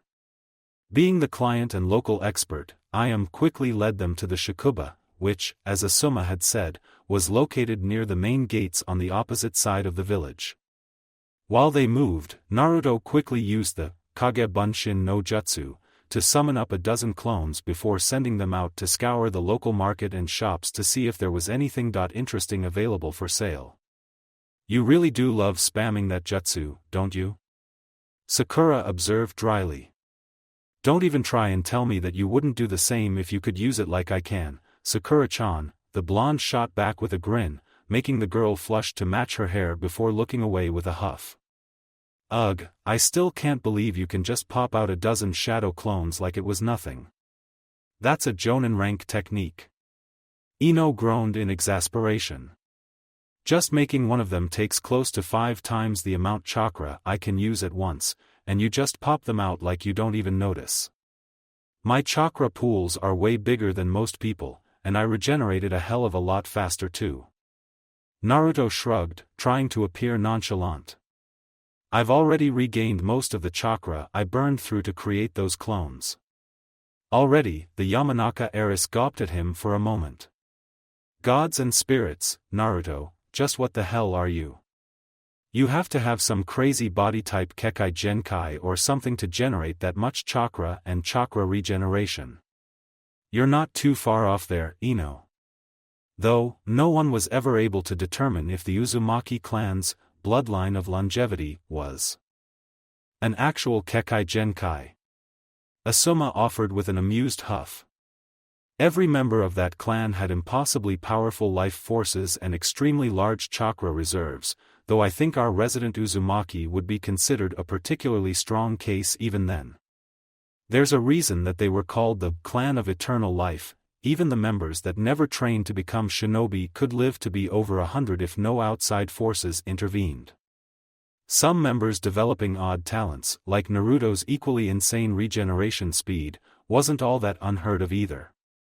If I remember right, some members of the clan could even heal people just by sharing their chakra with them. That is such an unfair ability. Ino muttered, momentarily dumbstruck by the unfairness of it all. It does come with quite a few downsides. The Uzumaki almost never had any genjutsu users worth the name. Even with a lifetime of training, even the most talented Uzumaki couldn't generate the small, tightly controlled bursts of chakra needed to use genjutsu. Asuma offered. Any form of jutsu that requires finer than average chakra control, like the Bunshin no Jutsu, is difficult for them, so most tend to specialize in brute force techniques.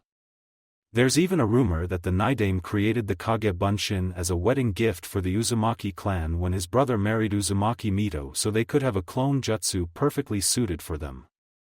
Wait, so you're saying that Naruto-kun should have been taught that technique from the very beginning rather than struggling with the normal Bunshin for so long? I am asked with a frown, indignant on Naruto's behalf. What the hell? Blame Toji Mizuki. That asshat had pretty much been trying to sabotage me from day fucking one, the last Uzumaki of Konoha grumbled out. Bastard, hope he's having a fun time in the hot box. The hot box was a rather popular nickname for the Konoha Strict Correctional Facility, since it was located in a mostly dormant volcano. Their conversation came to a halt as they reached the Shakuba, a large warehouse-like building with a small office attached at the front. Walking up to the main desk at the front, Ayam gave her information and asked if her order had arrived yet. Ichiraku Ayam-sama? I'm sorry to say, but the convoy with your order hasn't arrived yet, the woman behind the counter, a stern-faced middle-aged woman dressed in a professional kimono, said after a moment of searching through her records. It was expected a few hours ago, but it has yet to arrive. No way. The ramen waitress groaned in annoyed dismay. You have our most sincere apologies for this. This is most unlike Caravan Master Shusuk, the woman offered with a bow and a nervous frown. He is usually one of the most dependable overseers we have contracted and has not failed to bring in a caravan on time for nearly 2 decades. If you can tell me where you'll be staying, we will have a runner sent to inform you the moment the caravan arrives. Can't be helped, I guess. Ayam muttered under her breath before offering the woman a small bow. Thank you, ma'am. I'll be either at the cafe called Isukya or at the local inn for most of the day. The woman nodded and quickly jotted down a quick note onto a nearby sheet of paper. As the group left and started to make their way back to the cafe they'd agreed to meet Team 8 at, Asuma gave Ayam a curious glance. Does what she said match with what you know about this place, Ichiraku-san? It does. Oyaji has been using the same trading company since I was a little girl to get the best ingredients we can find from no Kuni, and their caravans are almost never late. And even if they have been late, never by more than an hour or 2. Ayam answered, nibbling worriedly on her lower lip. I've been making these runs every other month for the past 2 or 3 years now, and I can count the number of times the caravan has been late on one hand and still have most of my fingers left. The jonan nodded, mouth turning down into a slight frown. That's certainly a bad sign. Given what we've heard, the length of time that has elapsed since they were supposed to arrive, and the fact they haven't sent messenger out ahead to warn the Shakuba about the delay, I'd say that they've likely been jumped by bandits. The best place for an attack like that would be right at the boundary line, right at the edge of Konoha's umbrella. That would be about a half hour from here by wagon or maybe 10 minutes by shinobi travel. I'd like to look into it, but I can't take my team outside of the umbrella, they simply aren't ready for C-rank level action just yet. Naruto was frowning as well, this certainly wasn't going like he had been expecting. Had he just been paranoid earlier? No. He couldn't let his guard down yet. The fact that bandits had likely attacked the caravan meant that they were likely still in the area, and might still be hunting for more prey. Has Tsuchiya-san got enough ingredients to last until you can get another order in? Naruto asked as they reached the cafe. Nope. Unfortunately, we'd have to buy enough to hold us over from the local farms, and they charge an arm and a leg. Ayam explained with a shake of her head. The Akimichi clan has a bunch of long-standing contracts to buy up all the best produced directly from the local farms, so the merchants always charge a premium for any fresh, high-quality produce that they don't snap up. Makes it cheaper for restaurants like ours to just import what we need. I'll have to mention that to the old man, price gouging like that amongst Konoha citizenry is something he'd frown on. Asuma stated with a frown. They call it a clan price, since they're aiming to sell to the more prominent ninja clans. Ayam shrugged. All of the merchants that deal in foodstuffs back home are grouped into a block that supports it. Funny thing about blocks, they tend to break when you hit them hard enough. Asuma offered with a bit of a dark grin. Anyway, let's get something to eat and drink while we wait for Kurenai and her team to show up. My treat. Kurenai and her team arrived a bit less than an hour later, finding Team 10 and Ayam enjoying a nice little party amongst themselves which the other team was quickly invited into. In between the eating and drinking, Team 8 informed Team 10 that they had indeed succeeded in their mission and the Hokage's message had been delivered, but there had been an unforeseen complication. 3 caravans were scheduled to arrive today and none of them have shown up yet. Unfortunately, the vast majority of the local detachment of the patrol corps are busy dealing with a mudslide that's threatening to swallow a farming community nearby. They barely have enough people left to keep up their normal patrols. Kurenai informed Asuma while their genin were distracted with each other. The patrol commander requested that I investigate, but I can't take my team outside the umbrella. Not only are they not ready for that kind of risk, but I'd be under a disciplinary review for taking them out before they've met the minimum thresholds for taking a C rank. And you'd be in just as much trouble if you left them behind on their own. Asuma agreed with a nod. If we combine our teams, we should have enough coverage for a full genin squadron, then you and I could head out, take care of this and be back within a day. We'll need to set up a proper chain of command before we head out though. If there's even a chance of an attack we can't risk the kids squabbling over what to do. Kurenai had been brought in on the risk of a possible attack on this mission by the Hokage, keeping the origin of the warning as classified for now, and she was clearly not happy with the idea of leaving her genin behind. Unfortunately, the fact that 3 caravans had suddenly gone missing while heading towards Konoha territory was a fairly big deal. Despite only being a chunin, the local boundary patrol commander had the authority to give orders to any Konoha shinobi in the area, even a higher-ranked jonan, so long as the orders were germane to his duty of ensuring the security of Konoha's territory. That he was being polite and tactful enough to request their assistance rather than simply ordering it was honestly more a show of respect and courtesy than actually giving them a choice. Kurenai nodded, agreeing with Asuma's logic. If there was even a minor risk of the relay station itself coming under attack, then they couldn't risk their genin getting hurt due to infighting in the chaos. No offense to Shikamaru, but I don't think he'd welcome being forced to act as genin commander in this kind of situation. There's a chance he wouldn't take it seriously enough or just foist all the responsibility onto someone else, the bearded jonan offered, thinking aloud. And neither Choji and Hinata really have the assertiveness needed to take command just yet.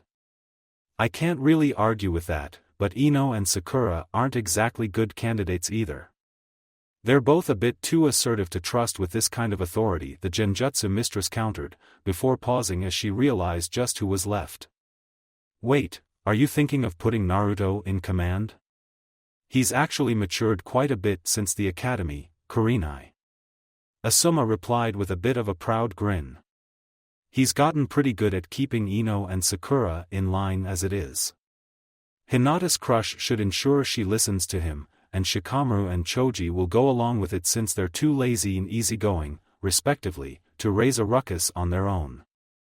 Still a bit dubious at the idea that Konoha's resident prankster king was the most responsible genin available to them, Kurenai nonetheless acceded to her colleague's greater experience with the boy and nodded her consent. If you think he can be trusted. When do we head out? We can leave at first light tomorrow. We were planning on staying overnight anyway, the smoking guardian stated. That'll give the kids a chance to relax for the rest of the day and then we can inform them of what's happening over dinner. That'll let Naruto have a chance to get used to his temporary position and come up with a plan for if the worst happens. Kurenai agreed with the plan. She also began to mentally shuffle through her thoughts for anything she could tell her adoptive little sister's crush to help him prepare for his impending encounter with leadership. The next day outside Arusa in Arusa village, Naruto was reasonably pleased with the result of the previous day, the delay in the shipment and the looming threats aside. Thanks to his clone scouring the local shops and market, he'd been able to buy everything that he needed to start using his new Kyakujutsu skill, and he'd even managed to find another mechanism for his trickster's kote at one of the stalls, one he was fairly sure he wouldn't have been able to notice if he hadn't acquired his newest skill the previous day. Mechanical Mini Kemoradama Launcher, rare general ninja tool for the trickster's gauntlet, can be placed in any slot, a small mechanism designed to store up to a dozen miniature smoke bombs, as well as use a small, chakra-powered launcher to deploy them at mid-range. While in no ways an offensive weapon, this highly concealable tool concealed within the trickster's kote can allow a clever ninja a means to suddenly break combat, create a distraction, or provide cover in a pinch. As a result of acquiring this ninja tool while also possessing the Kyakujutsu skill, recipes for miniaturized versions of all smoke bomb type items have automatically been unlocked. Any new recipe for smoke bomb type explosives that are acquired will automatically generate a miniaturized recipe as well. Magazine size, 12. He'd gleefully snapped his newest toy into the third slot on his kote. He'd also found a box containing a bit less than 100 of the miniature smoke bombs that it used as ammo. Sure, nearly a quarter of them had been water damaged, cracked, or otherwise rendered useless due to bad storage. They and the mechanism had apparently belonged to a retired shinobi and had been sold off as a lot after his death, with the buyer having no idea what he'd bought, and they were all standard smoke bombs, but that still meant he had 76 smoke bombs ready to use, and he could always make more now. Then there was the issue where he'd apparently been shoehorned into acting as the genin commander, a position that hadn't seen regular use since the end of the last Great Ninja War, for their temporarily combined genin squadron, since Asuma and Kurenai had been asked to investigate the caravans that had suddenly disappeared, including the one that had been carrying Iam's shipment. That little surprise had been enough to update the quest, for the love of ramen, adding an additional object and completely rewriting the second objective and the rewards. Quest updated. For the love of ramen, Ichiraku Iam has hired your genin team to escort her to the village of Arusa, a small relay station and farming community located on the very edge of Konoha's outer patrol perimeter, in order to pick up a delivery of ingredients from no Kuni. Arusa, while small, is an important rest point for many caravans heading into and out of Konoha, making it a tempting target for the likes of bandits and nuken. Quest Objective 1, escort Ichiraku Iam to the Shikuba post station, in the village of Arusa. Complete. Quest Objective 2, take command of Teams 10 and 8 in the absence of the Jonan Sensei and protect Ichiraku Iam should nuken or bandits attack Arusa village. Duration, 1 day. In progress. Quest Objective 3, escort Ichiraku Iam back to Konohagakure, taking care to protect the produce as well. Quest Failure, death of Ichiraku Iam, death of yourself. Death and or enslavement of your fellow genin, destruction of Ichiraku Iam's ordered produce. Quest Reward 1, plus 1000 EXP, plus 500 reputation with Ichiraku Iam, deferred until quest completion. Quest Reward 2, plus 1500 EXP, plus 15,000 Ryo, leadership, skill, random, trickster's kote, device.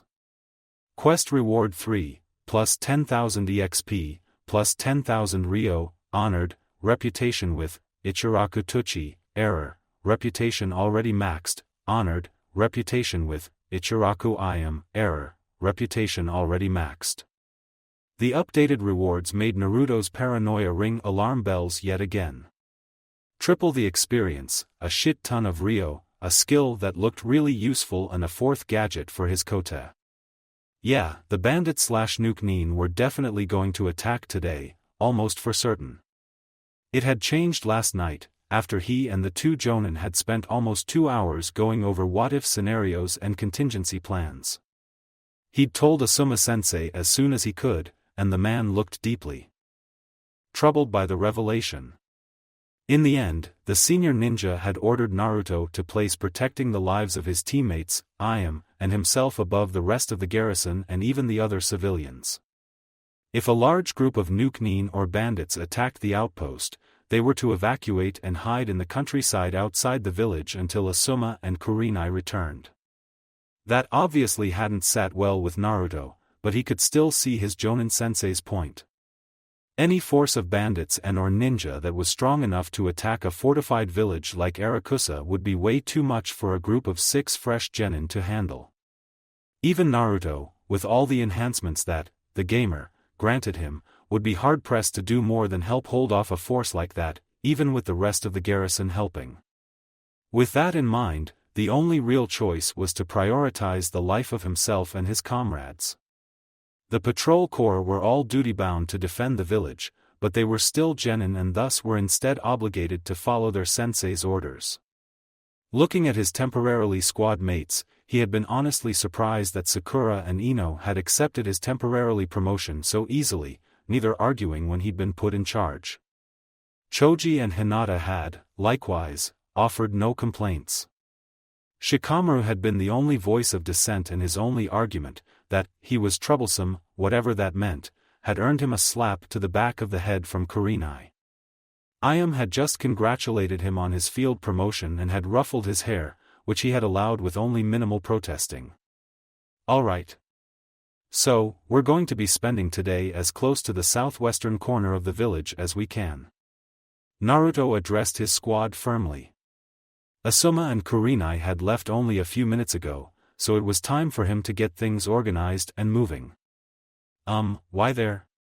Ino blinked at the sudden announcement. Despite having been roused from her bed at an ungodly hour, to use her own words, the blonde still looked as remarkably well put together as ever. Naruto vaguely wondered why he had even noticed that. Because Asuma-sensei and Kurenai-sensei had intel that indicates that this village may come under attack today, the Uzumaki stated softly, keeping an eye out to make sure no one was close enough to overhear him. They've already warned the patrol commander about it, so the garrison should be on alert, but they also gave me strict orders that, should the attack occur, I am to evac all of us and I am out of the village. Since we've all got the ability to climb walls thanks to the tree climbing exercise, we should be able to get over the walls pretty quick if the worst happens, don't you think? That I can follow most of that, but why the southwest corner specifically? Shikamaru asked, giving Naruto a tired look. Because the bandits, nuken, or whatever are likely going to be striking from outside the Konoha umbrella, the blonde Jinchuriki stated. Simply. Our sensei are headed due south to investigate the trade route, so they'll catch any attack that comes from that general direction. If the enemy's smart enough to try and avoid the two jonan, who won't be actively working to conceal their chakra, then they'll likely circle around and try and attack us from the east or northeast. Good point, the ponytailed Nara agreed with a sigh. Alright, let's get moving then. The sooner we get there, the sooner I can find a nice place to cloud watch. So long as you're ready to fight and move if anything happens, knock yourself out, Shikamaru. Naruto agreed. Alright everyone, bodyguard formation 5. Hitched an eyebrow as Hinata, Sakura, and Ino arrayed themselves into a triangle around her, before Naruto, Choji and Shikamaru formed larger, inverted triangle around them. Formation 5 was a guard formation designed to allow for a loose and quick reaction to any threat to a single target, allowing for multiple layers of defense. Using it on a simple civilian girl like her was fairly odd, it was usually reserved for high-value clients, but if it made Naruto feel better she wasn't going to protest about it. They had barely reached a small, grassy patch of land on Arusa's southwestern corner when the enemy attacked. 1 minute they were looking for a comfortable spot to gather up and just wait out the day, and the next there was an enormous explosion coming from the eastern walls. "Hinata, what's happening?" Naruto quickly asked. "Byakugan." "White Eye," the Hyuga heiress whispered, forming a hand sign as she activated her clan's dojutsu. A second later, veins began to bulge around her eyes as her already pale lavender eyes paled considerably. With a moment's focus, she directed her now amplified sight toward where the explosions had originated and where the sounds of battle were already starting to echo from. There are 22 attackers. Most of them seem to be roughly as strong as we are, jonan level, but I can see four that are looked to be at least chunin level and their apparent leader is jonan level. A fairly weak jonan compared to Asuma sensei or Kurenai sensei, but still a jonan. Right, we need to get out of here. Protecting our client comes first. Naruto decided. If it wasn't for the jonan, he might have considered going against orders to help protect the village and the populace, but he wasn't stupid enough to risk his friends and squad mates against a jonan. Over the wall and out, then head straight for the tree line. Then we can find somewhere to bunker down until our sensei get back. Got it? Getting nothing but nods from his squad, Naruto quickly formed the clone hand sign. Kage Bunshin no Jutsu. In a puff of smoke, 6 copies of himself suddenly appeared. Henge and go, he ordered aloud. Getting grim nods in return, the 6 duplicates all used the Henge no Jutsu to transform into nondescript chunin that Naruto had seen around Konoha and quickly leapt back towards the battle. They'll do what they can to help, but they'll focus on keeping anyone from moving in our direction for as long as possible, he stated defensively as the others stared at him in surprise. Now let's get gone, damn it. Picking up Ayam in a princess carry, which made her let out a very Hinata-ish beep, in surprise, Naruto quickly ran up the wooden palisade, swiftly followed by his team and teammate. As they quickly dropped down to the grass on the opposite side, Naruto twitched as 2 of his clones were suddenly destroyed by a large man wielding what had to be the oddest-looking sword that he had ever seen. Fortunately, his clones shared all of the abilities he had, including his gamer vision, so he now knew just who he was dealing with. Hoshigaki Chikawa LV-35, member of the 7 Shadow Swordsmen of the Mist/leader of Karehagakure. The village hidden among the dead leaves, the Jinchuriki blinked in shock, even as he ran for the tree line. That has to be some kind of jab at Konoha. Bastards. Technically, Koreha meant dried-out leaves if you took it literally, but it was mostly understood to mean just dead leaves in general. For a group of nukenin to use it as part of their name, it either implied that the majority of them were Konoha nukenin or that they intended to turn Konohagakure into a dried-out husk of its former self. Either way, it was a direct insult to the village. One of my clones caught sight of the jonan-level leader before it was dispelled. They had a slashed-out Kirigakure headband. Naruto called to the squad at large. He claimed to be Hoshigaki Chikawa, leader of Karehagakure. Those names mean anything to anyone? Troublesome. Shikamaru groaned out. The first name itself doesn't ring any bells, but Oyaji has mentioned the Hoshigaki clan before. They're apparently a clan of battle maniacs from Kiri that tend to produce really dangerous shinobi. Yeah, that makes sense. Guy boasted about being a member of the 7 Shadow Swordsmen of the Mist, before he chopped my clone in half. Naruto elaborated. Any idea what that is? Asuma Sensei and Tenten have both mentioned the 7 Swordsmen of the Mist before, but neither of them said anything about shadows. Never heard of it. The Narayer shook his head, looking perturbed. What about you, Sakura? You ever come across that name in your reading? The Pinkette Kunoichi frowned as she racked her mind, but shook her head as they finally reached the tree line. No, nothing about any shadow swordsman, but I do remember reading about Kiri's 7 Shadow Swords of the Mist. they were apparently the final prototypes for the swords that would become the signature weapons of the 7 swordsmen of the mist. They're all supposed to be powerful, but they also all have some kind of major flaw that caused them to be discarded so the final swords could be made. There were a few mentions of them being used during the Second Great Shinobi War.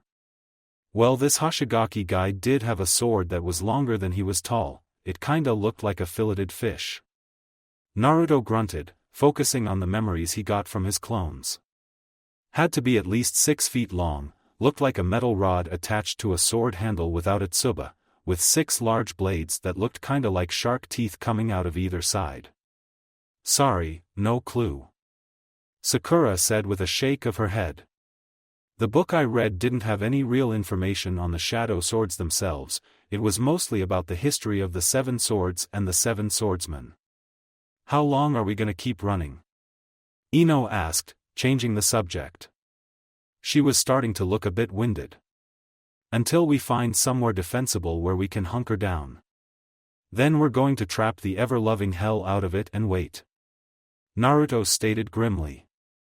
Once we're secure, I'll send out some more shadow clones to keep an eye out and warn Asuma-sensei and Kurenai-sensei about the attack. Goddamn broken clone jutsu. Ino grumbled good-naturedly. In short order, they'd found a small clearing and had started laying down traps all around it. Before they even started, Naruto had made 6 more Kage Bunshin and then sent them out after their Jonan-sensei to report the attack on Arusa. He also had Hinata activate her Byakugan periodically to check and make sure that there weren't any enemies coming after them. That should do it. Sakura sighed out as she reclined against a nearby tree, already tired from having to set up so many traps. What the hell, Naruto? Why did you bring enough trapping supplies to trip up a jonan with? This was supposed to just be a high D rank mission for crying out loud. Heh, you say that, but it certainly came in handy, didn't it, Sakura-chan? Naruto gave her a foxy grin. Sides, a good prankster is always prepared to pull off something big. Not like weight is even an issue when you've got plenty of storage scrolls. You do realize that most genin don't really have access to over a dozen storage scrolls, right? Shikamaru pointed out dryly, one eyebrow twitching in annoyed disbelief after having watched Naruto pull out at least a dozen scrolls from some hidden pockets in his jacket. Then most genin should really learn to make their own. It's a super useful skill to have, the Uzumaki replied smugly before turning to check on their client. How are you doing, Ayame-chan? I'm fine, Naruto-kun, the ramen waitress replied from where she was sitting on the grass. A bit hungry, but nothing to be worried about for the moment. Naruto just reached into his jacket, actually his inventory, and pulled out yet another scroll, and causing Shikamaru's eyebrow to twitch some more, before rolling it out on the ground. Pressing a single finger into the array, he fed a bit of his chakra into it. With a puff of smoke, a large selection of picnic foodstuffs, some still steaming hot, appeared atop a large blanket, making Choji gulp hungrily. I was planning on using this as a little treat for everyone on the way home. Well done on completing our first out-of-the-village mission, kinda thing for my team, he offered with an embarrassed shrug as everyone, I am included, stared at him with raised eyebrows. Hurry up and just dig in while it's still hot, damn it. Naturally, Choji needed no further prompting to dive in.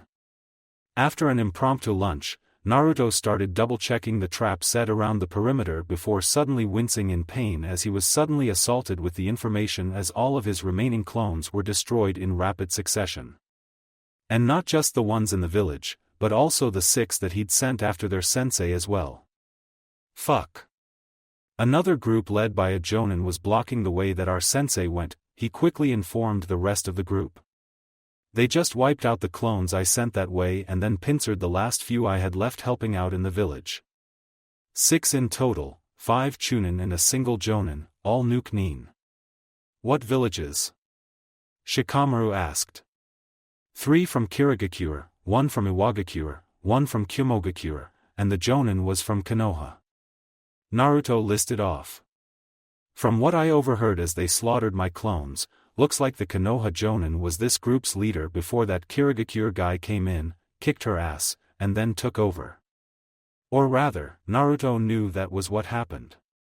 Akazukin Sayuri LV-33, former leader of Karahagakure/Nuken of Konoha, a Kunoichi Nuken, Naruto knew that they were actually comparatively rarer when compared to Shinobi Nuken, with the added risks that being outlaw had for a Kunoichi, but there were more than a few of them out there. He just hadn't expected to come across one so early in his career. A Jonan-ranked Kunoichi Nuken from Konoha? Shikamaru asked, closing his eyes and falling into his thinking pose for a moment as Naruto quickly listed off a general description of the Nuken in question. Akazukin Sayuri. Formerly a Tokubetsu Jonan specialized in infiltration and assassinations. She was found guilty of taking unregistered assassination requests and torturing prisoners without authorization, but fled the village before she could be captured a couple years ago. Primary Katan, secondary Doton, tertiary Raiton affinities. How the hell did you figure that out? Sakura boggled at him. Shikamaru sighed before shrugging. My old man let me skim through his copy of the bingo book a couple of times. Not like there was anything better to do when it was bucketing down the rain outside. So troublesome. So, what's the plan, Commander? The Nara asked, turning his attention to Naruto. We're cut off from any backup, and I wouldn't count on us being able to hide out here for long, not with 2 Jonan and nearly a dozen Chunin in play. There's a better than average chance at least one of them is some kind of tracker. Naruto bit his lip, before turning to Hinata. Hinata, check back in the direction of the village. Anything new in that direction? Nodding, the Hyuga once again activated her Kekai Genkai again and flinched. There's a 4-man team of Chunin heading our way from the village, and another group of 4 is coming our way from the southern road. Great that we can't outrun a bunch of Chunin, so it looks like we're going to have to fight. Naruto stated with a serious nod. Alright everyone, gather round. Time to make a quick game plan. With the South Road Nuken Igami Shizuku, formerly a Chunin Kunoichi of Kirigakure, silently scowled as she led her 3 assigned teammates towards the forests that edged on the Shikuba town their group was raiding.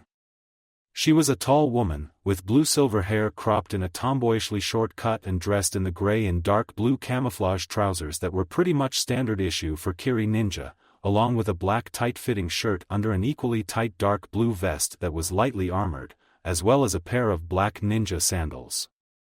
She wore her Hitai-8 around her waist as a belt, which had the long scratch through it that denoted her status as a Nuken. Her eyes were bottle green and were currently narrowed in contempt. Her bastard of a leader had decided to be a fucking prick, as usual, and had sent her off on fucking cleanup duty, hunting a small squad of tree-hugger genin that had apparently fled into the forest when the attack had started. And for a team of 4 experienced Chunin, that is exactly what hunting down a half-dozen Academy Fresh genin was, cleanup duty. Even if the little fucks had a number advantage, there was simply no way that the brats would be able to do any damage to her and her squad, let alone actually kill them. True, genin had managed to kill Chunin in the past, but that usually only happened in one of 3 circumstances. 1. The Chunin had gotten arrogant and toyed with their prey and left an opening that the genin managed to take advantage of. 2. The Chunin was already injured or otherwise weakened from a previous fight, or 3. They were dealing with some type of crazy prodigy that was only a genin on paper. The third option was ruled out thanks to the fact that they had former Leaf Ninja in their numbers. None of the kids they'd seen coming in had matched up with the current batch of prodigies that the Leaf was boasting, the so-called last of the Uchiha clan and some boy from the Hyuga clan that was apparently some kind of genius with the clan's fighting style. The second option was also out. All 4 of them had been on the rear lines of the fighting when the raid started, so they were all relatively fresh. Now she just needed to address the first issue. While she wouldn't actually care if most of the jackasses she was working with got themselves killed because of their own fucking stupidity, she wasn't going to let their stupidity put her at risk. She took a moment to glance back at the Other 3 chunin assigned to her team, Sato Saizo, Akaguro Akihime, and Mizuchi Ryujui, formerly of Konoha, Kusa and Kirigakure respectively. All 3 of them were fairly standard bastards, with the same type of backstory she'd come to expect from nuken coming from their respective villages. Saizo was your typical power-hungry bully who overreached his ability to cover his own ass. Akihime hated her old village for how weak and cowardly they'd become since the last war and had a hate-on for Konoha in particular. Ryujui came from a minor clan with Kekkei Genkai and had fled when the Yondaime Mizukage had started his bloodline purges. She, on the other hand, had left for a very simple and straightforward reason: she hated being just another number on the village roster. She was antisocial by nature and absolutely loathed the whole, greater part of the whole, crap that the shinobi villages all tried to push onto their ninja in some way or another. She'd have much rather been born in the warring clans era, where you only had to watch out for you and yours. Damned Senju Hashirama and his stupid, peace-loving hippie crap. The man might have been some unknown breed of badass, even she couldn't discount all the legends that still circulated about the man, but she absolutely hated the original tree hugger and the will of fire that his village preached about like it was some kind of religion. Bah, that kind of mushy togetherness bullshit just bred a bunch of soft and pathetic ninja that had to rely on each other to get by. Oi, Egami-san, we're almost there. Saizo informed her in an undertone. He was one of the 2 sensor-type ninja in Karehagakure, with the other being one of their current leader, Hoshigaki Chikawa's, personal stooges. Saizo might be an ass, but he was still better than that particular bastard. Right, she spat out tersely. Listen up, we're doing this fast and clean. We go in, get the drop on the tree-hugging brats, and then get out and report back. No sadistic shit, no drawing things out, don't even bother trying to loot the little bastards, it's not like they'll be carrying anything of value. Understood? Sounds like my kind of plan. Ryujui agreed with a nod. Whatever. Akihime grunted. Fine. Saizo sighed out, which caused Egami to throw the man a disgusted look. She liked a good fight as much as the next Kiri shinobi. Hell, the thrill of a good, hard fight was better than sex in her personal opinion, but Saizo was the kind of sadistic little fuck that got his rocks off bullying those weaker than him. If she remembered right, that was actually why he'd been forced to flee Konoha. The man had a penchant for picking fights with civilians just to humiliate and beat on them, only he went too far and ended up beating one to death in a bout of sadistic indulgence before getting caught with his pants down. Alright, let's move, the Kiri nuken ordered with a growl.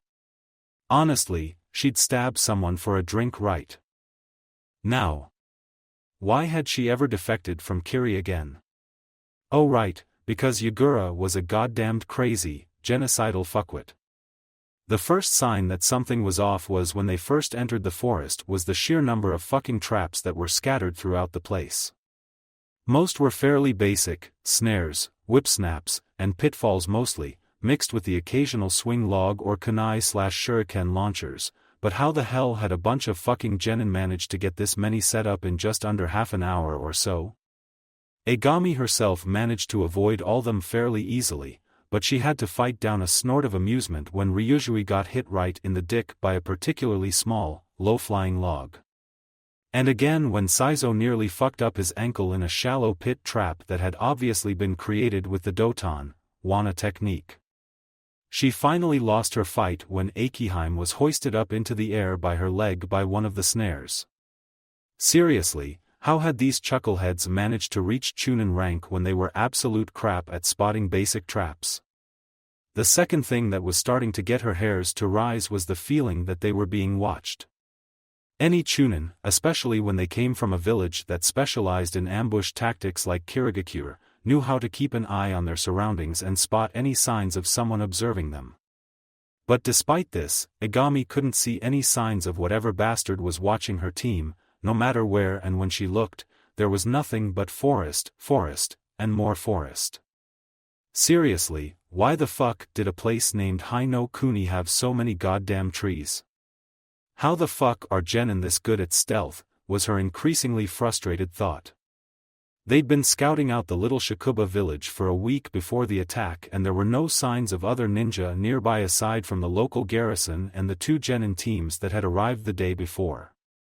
The jonan had been drawn away by the distraction they had been preparing in advance, while the majority of the garrison was being torn apart by their boss and the rest of Hagekyure's elites. That meant it had to be the fucking genin that were watching them somehow. But there was simply no freaking way that any freshly graduated, unblooded greenhorn could slip past the senses of 4 experienced chunin-level shinobi, let alone an entire bushel of the brats. Agami point-blank refused to acknowledge that as a possibility. Not only was the very idea absolutely absurd, but it was also more than a bit terrifying. It brought up stories she'd heard about how a certain half-trained kid had just walked in and slaughtered his way through an entire graduating class back in Kirigakure, Momochi Zabuza. Agami viciously repressed the shiver that shot up her spine at the mere thought of that man and banished him from her mind. Even for a village like Kirigakure, which proudly bore the title of the Bloody Mist, that man had been some breed of monster, with a bloodlust that was simply inhuman. Honestly, it wasn't that much of a surprise, in hindsight at least, that he had quickly been selected to be the next wielder of the dreaded Kubikuribocho.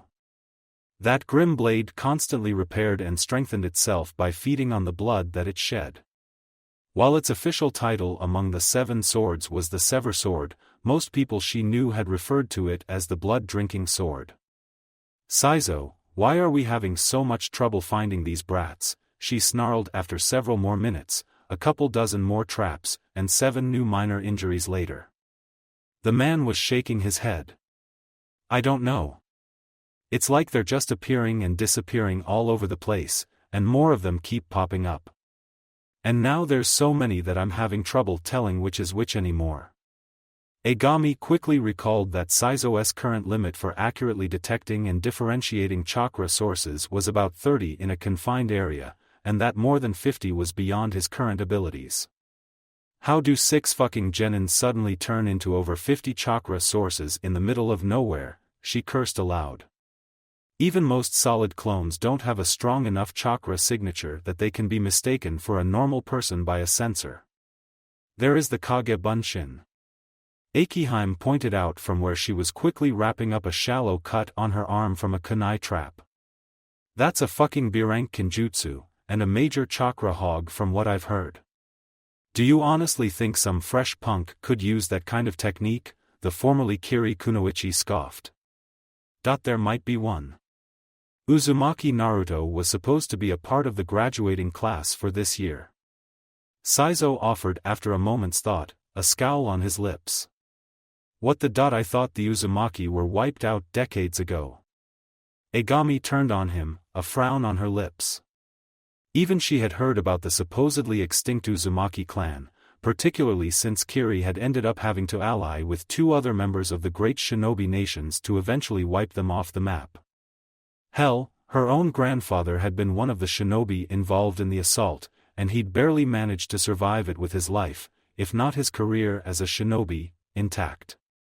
The sight of the old man's leg, severed off at just below the hip by some kind of water ninjutsu, the same jutsu that had wiped out the rest of his team, had left quite an impact on her when she was just a child. At least one survivor managed to get to Konoha and had a brat, and the kid had always had a frankly insane amount of chakra. The sensor ninja answered simply, not giving away the actual reason why he had such a massive amount of chakra.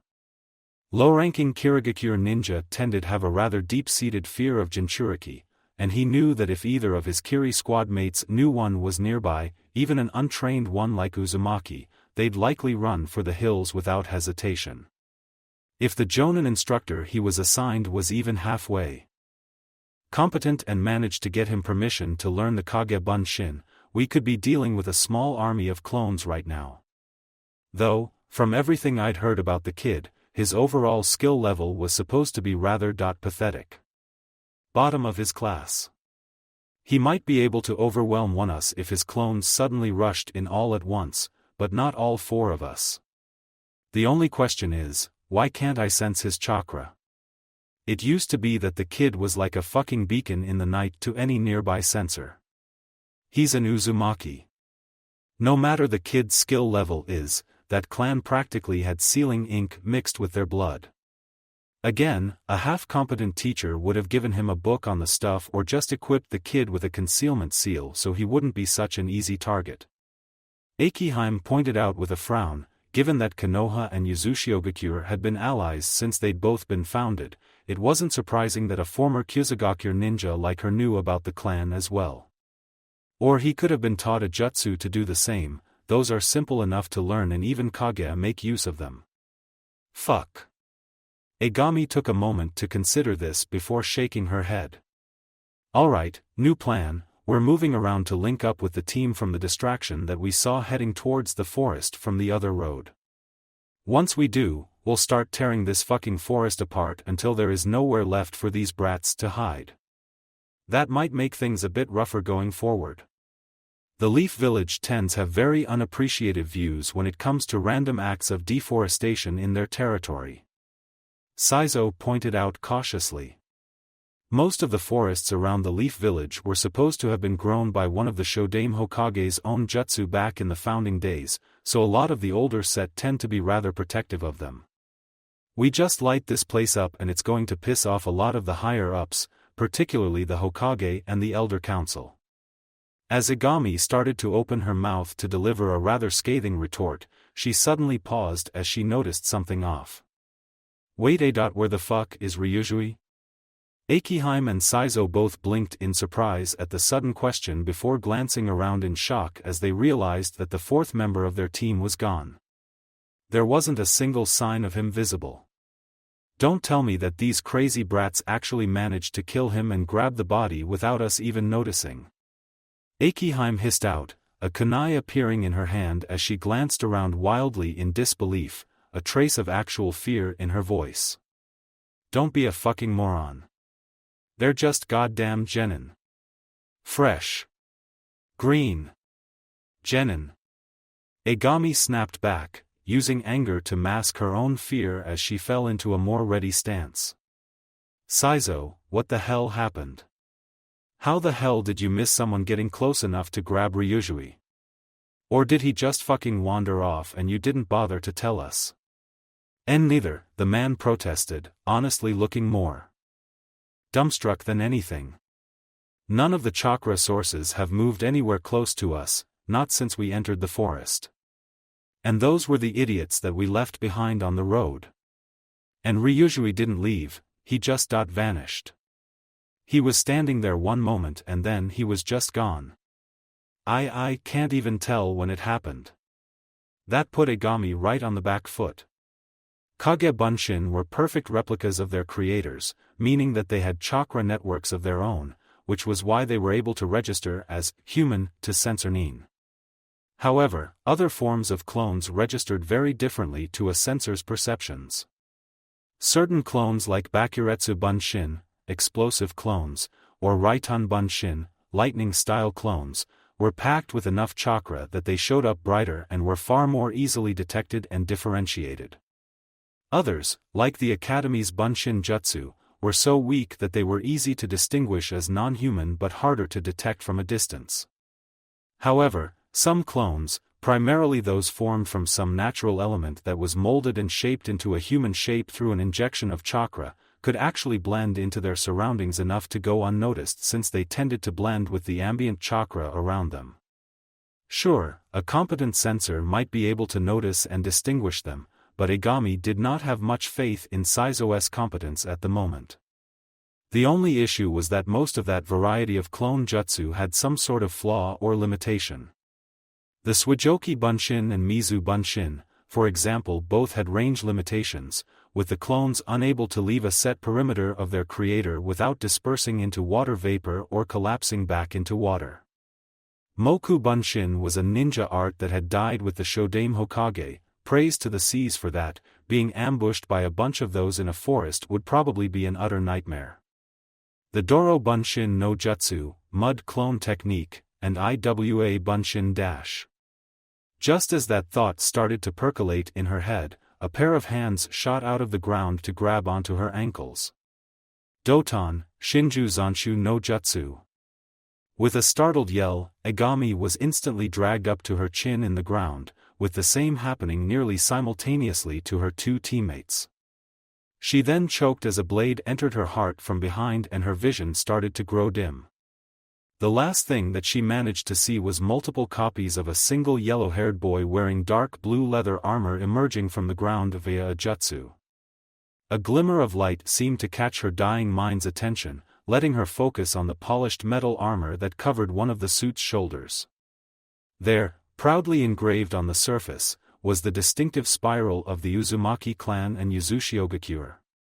HUH.AN Uzumaki, Saizo. That was right. Damned idiot. Should have. Her last thoughts trailed off as Egami Shizuku, nuken of Kirigakure, breathed no more. Back with Naruto and the gang, my clones just finished off the team that came from the village. Naruto reported with a grim grin. While he didn't, yet, have the chakra needed to create an entire army of Kage Bunshin at once, he did have the reserves needed to make a good-sized number of them, and they in turn had more than enough chakra to form a large platoon of Iwa Bunshin, to move around and surround the dumbass nuken who had been stupid enough to just traipse through the forest as if the place was their own backyard. After that, all it had taken was a few well-timed executions of the Doton, Dochu Igyo, and Doton, Shinju Zanshu no Jutsu, and the entire squad was down. The cocky idiots hadn't even noticed that one of their own had died while they were busy talking. And as a result, you have slain Mizuchi Ryujui. You receive 1900 EXP. You have slain Akaguro Akiheim.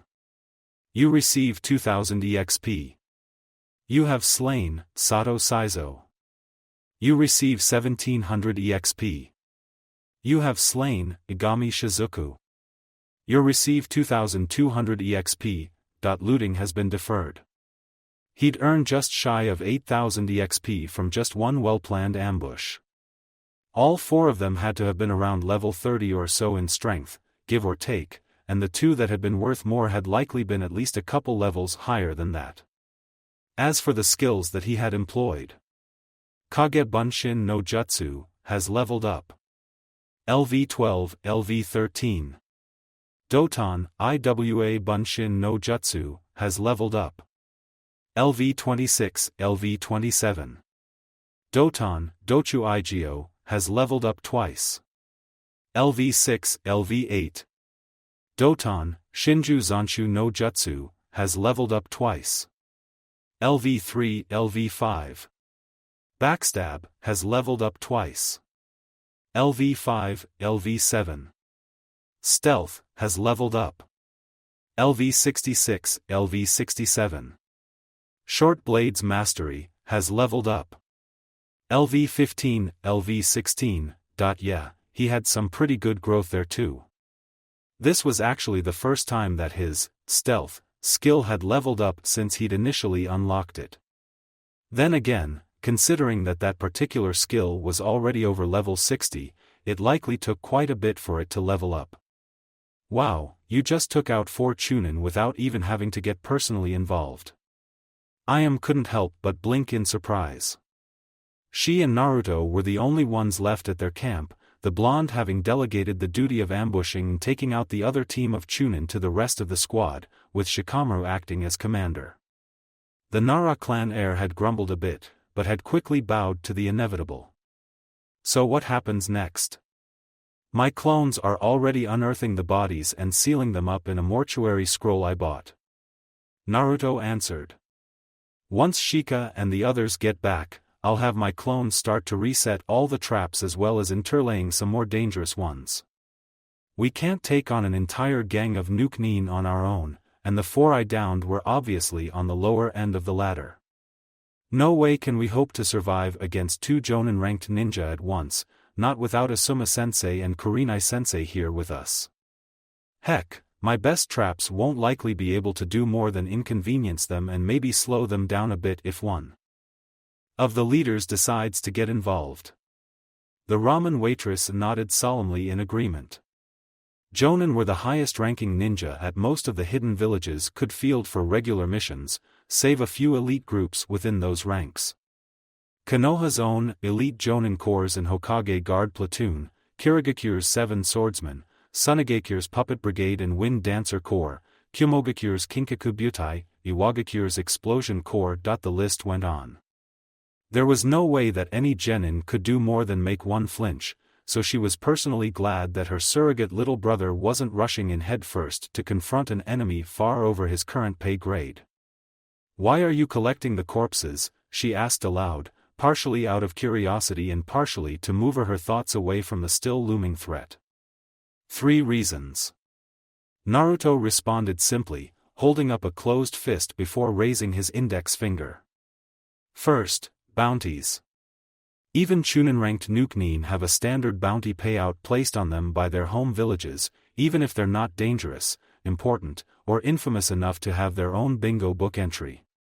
His middle finger then rose up to join his pointer. 2. The loot. I killed all of them, so that means that I have first claim on any equipment they've got as spoils of war, outside their Hitai 8, which are required to be turned in for the bounty payout, flak jackets, which are prohibited to be taken as spoils by genin, and anything that the intelligence division thinks might have some value. That means, my possible gains include, jutsu scroll, fluid cache, and ninja gear and supplies, all of which could be useful for me. Finally, his ring finger rose to join the other 2. 3. Memory.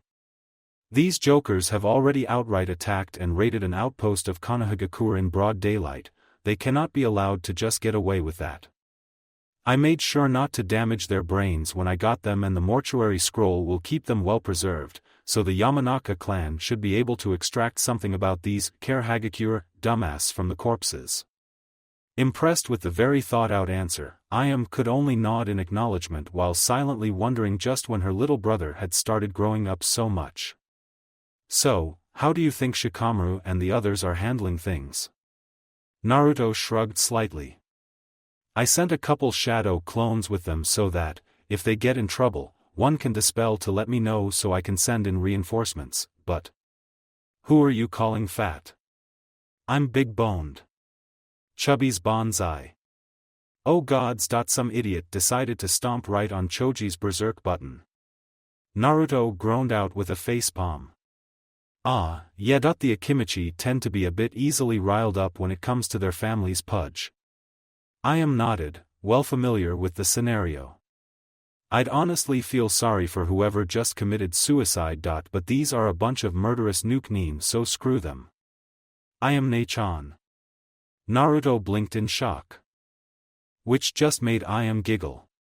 This trip was certainly enlightening him to more sides of his elder sister figure than he'd ever imagined possible. Same time with Shikamaru. To Nara, Shikamaru, his own genius had always seemed to be far more of a curse than a blessing. Like most males born into the Nara clan, he was lazy, unmotivated, and not ashamed of either of the prior 2 qualities in the least. The fact that he was born the heir to a famous ninja clan within one of the major hidden villages meant that he already had far too many expectations and responsibilities placed on him than he would have willingly taken. Also, like most Nara, he was a tactical thinker by nature and quite intelligent. When his dad had discovered that he was also a genius, using an old Nara trick of disguising IQ tests within puzzle and strategy games, those troublesome expectations had only increased. For almost as long as the position had existed within Konoha, the jonan commander had nearly always been either the Nara clan head or a member of their clan. The only reason they hadn't held the position for as long as they had been a part of Konoha was because it had taken several years for the ninja ranking system the villages now used to fully form and the jonan commander position itself to be created. All that combined meant that he was pretty much doomed to eventually be forced to rise up the ranks and take on his old man's position himself, much to Shikamaru's displeasure. Was it really so much to ask, he often bemoaned to himself, to just be born a normal ninja, live a regular boring life, and have a regular boring death? But that wasn't even the most troublesome aspect of his life. No, Shikamaru, it seemed to him, had been cursed to be constantly plagued by troublesome women. His mother, Nara Yoshino, was an absolute terror who wielded a frying pan with merciless authority whenever his laziness went too far or something. Then there was his childhood friend, Yamanaka Ino, who was even louder and more demanding than his own mother. He had honestly seen it as a blessing when the two of them had been placed on separate genin teams, a brief reprieve from the endless screaming and scolding. He knew it wouldn't last forever, of course. The Ino Shikacho team was too famous and potent a combination to ever allow to be abandoned completely. He was very much aware that, eventually, he was going to have to go back to being bossed around by that blonde diva of a girl. It had only made him that much more determined to enjoy the brief time of peace while he could. Unfortunately, fate had chosen to shatter his hopes and dreams like so much glass when it introduced a third troublesome woman into his life, his new sensei, Yuhi Kurenai. While not as loud as either his mother or Ino, she did not hesitate in telling him off each and every time for his bad habits, pulling rank and authority to make him comply or even threatening to involve his mother, which would be a fate worse than death in Shikamaru's opinion. So yes, Shikamaru often considered himself somewhat cursed in multiple ways. This troublesome world would just not let him be. Right now, he took some minor solace in the fact that he was not the only unfortunate one. Bam.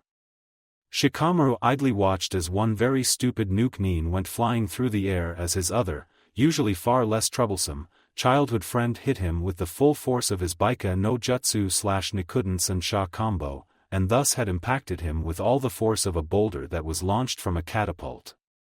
Seriously, what kind of idiot operated so close to Konohagakure without even memorizing the basic cardinal rules of engaging Leaf Shinobi? Rule number 10, never call an Akimichi any insult that might imply that they were in some way, shape, or form fat. You will be squashed. Gwaff, the idiot let out an odd-sounding squawk as he impacted a tree headfirst while still flying full force via air Akimichi. Given the sound, and the amount of blood leaking out from behind the impact crater, he wasn't going to be a problem anymore. Shikamaru let out an annoyed breath as he looked over the remaining nuken and was slightly pleased to see that everything was pretty much handled. The one he and Sakura were dealing with had already been restrained with his ninpo, Kagemain no Jutsu, which had allowed him to hold him in place for Sakura to safely use her Suiton ninpo, Mijuame Bakujo, to cover most of his body in chakra-altered liquid that rapidly hardened and prevented any movement. Hinata, the shy Hyuga heiress and one of the least troublesome women that Shikamaru had ever met, if one did not count her rather obvious crush on Naruto, had already taken out one of the other enemy nuken with a few quick strikes of her Juken Taijutsu. The opposing kunoichi had been utterly unable to dodge Hinata's initial strike after they'd launched their ambush, and that had been enough to completely disable one of her arms. The Hyuga heiress had been able to rapidly disable the older kunoichi after that, even as she desperately struggled to create distance.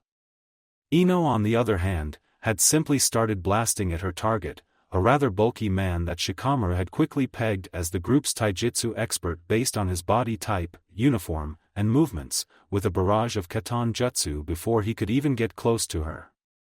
First a katan, Enden, that had sent the man backwards, scorched but alive.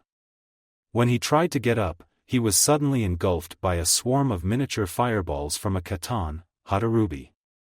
Then he was suddenly completely encircled by flames from a katan, Hibashiri. Who thought it was a good idea to teach Ino of all people so many katan techniques? Shikamaru was now sure that he was doomed. He could already envision the bossy girl literally spitting fire at him whenever he annoyed her from now on, as opposed to how she only did so metaphorically these days. He was so going to blame Naruto for this one. Apparently letting the troublesome blondes commingle only led to making them both even more troublesome. Who would have guessed?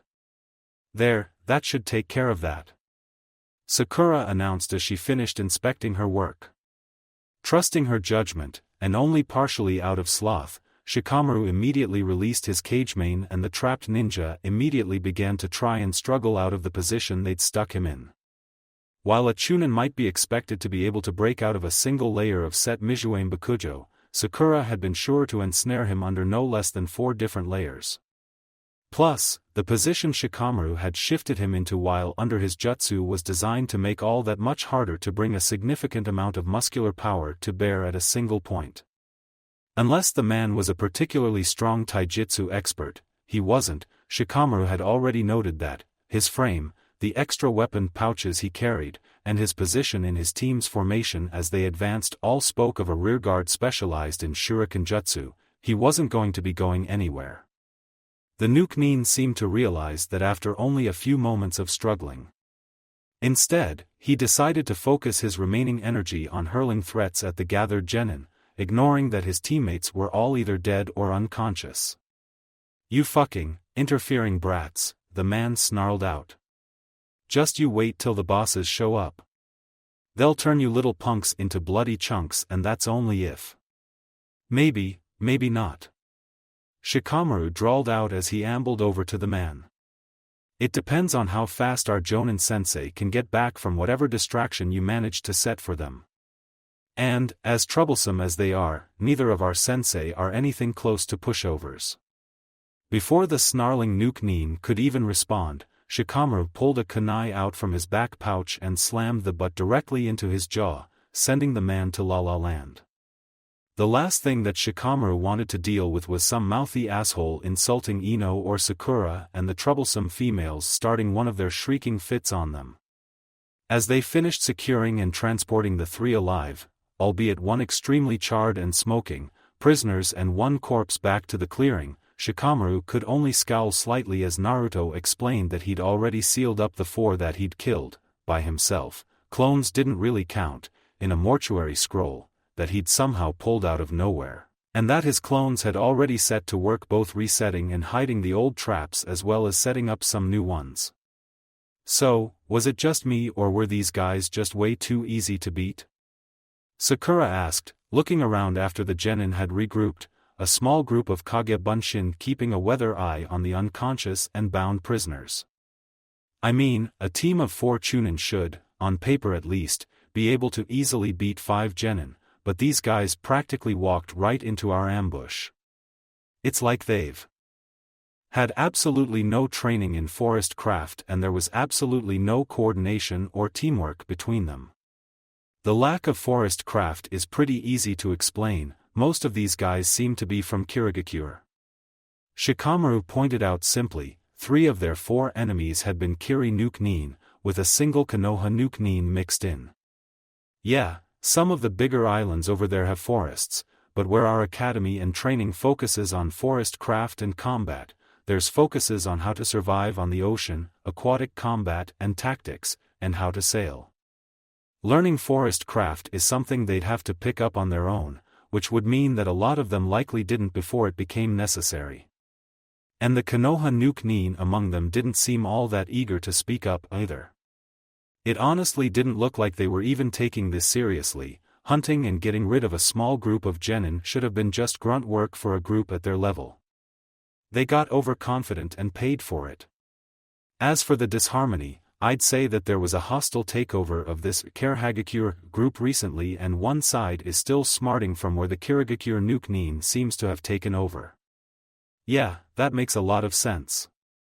Naruto agreed with a nod. That 7 swordsman wannabe likely kicked the former leader's rear so he and his took over. "The team I took down was being led by a Kiri nuken, with another Kiri nuken, a Kusa nuken, and a former Konoha sensor type.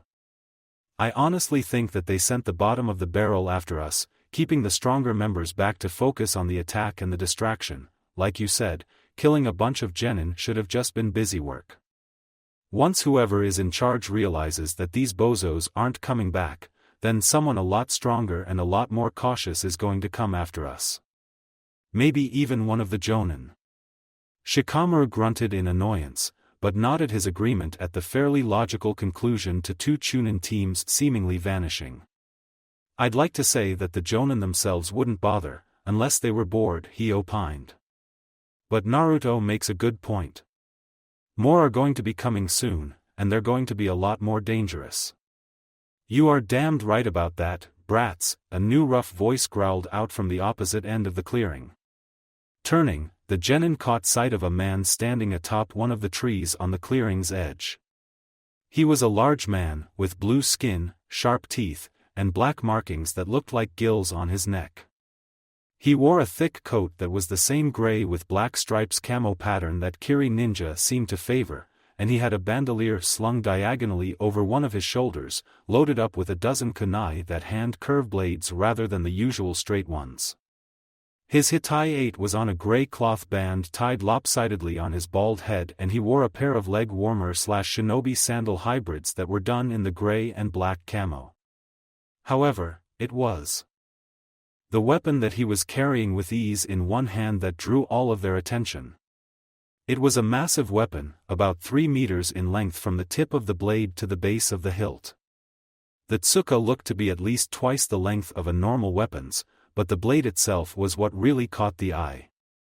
Rather than a single blade, the center was actually a narrow pole attached to the tsuka, with 6 large, curved, fang-like blades that greatly resembled shark teeth emerging down either side. "Observe," Naruto whispered, eyes locked on the weapon. Kiribachi, Shadow Sword of the Mist, ultra-rare, the prototype that was used to develop the famous Kubikuribocho that is one Kirigakure's vaunted 7 Swords of the Mist. The 7 Shadow Swords of the Mist are a set of 7 blades that acted as the final prototypes, proof of concepts, and test models for the chakra blades that would eventually be forged to create the Mist's treasure blades. Kiribachi, cutting plectrum, is also known as the Nokajirito, sawtooth blade, due to the shark tooth design that was used for its blades. Like the child blade that would be born from it, Kiribachi has the ability to rapidly regenerate any damage done to itself by drawing in the iron from the bloods of anyone it cuts, or just any blood gets too close to it. While the saw-toothed design proved to be effective for cutting through swathes of weaker enemies, it proved disadvantageous when dealing with more high-level opponents who could take advantage of the openings the blade design created, leading to Kubikuribocho's final design being altered to a single large, smooth blade. Stats currently cannot be viewed. That, Naruto knew, was very not good. "So, you kids managed to take down my troops?" Hoshigaki Chikawa offered with deliberate slowness as he eyed the prone forms of his subordinates. "I can see 3 of them. What happened to the other 5? "Dead," Naruto answered simply, stepping to the forefront of their group. "I took care of the team you sent. The other had a member that was stupid enough to throw around a certain insult when Choji was involved." The man's eyes quickly locked onto Naruto, studying him for a moment, his eyes lingering for a moment on the clan marker on his shoulder armor, before moving to the others. He quickly noticed the clan emblem on Choji's shirt. "Ah." Someone called an Akimichi fat to their face. "Huh," he acknowledged with a low chuckle. "Must have been Akuz, that dumbass never did know how to keep his mouth shut even when his life depended on it." "So what happens now?"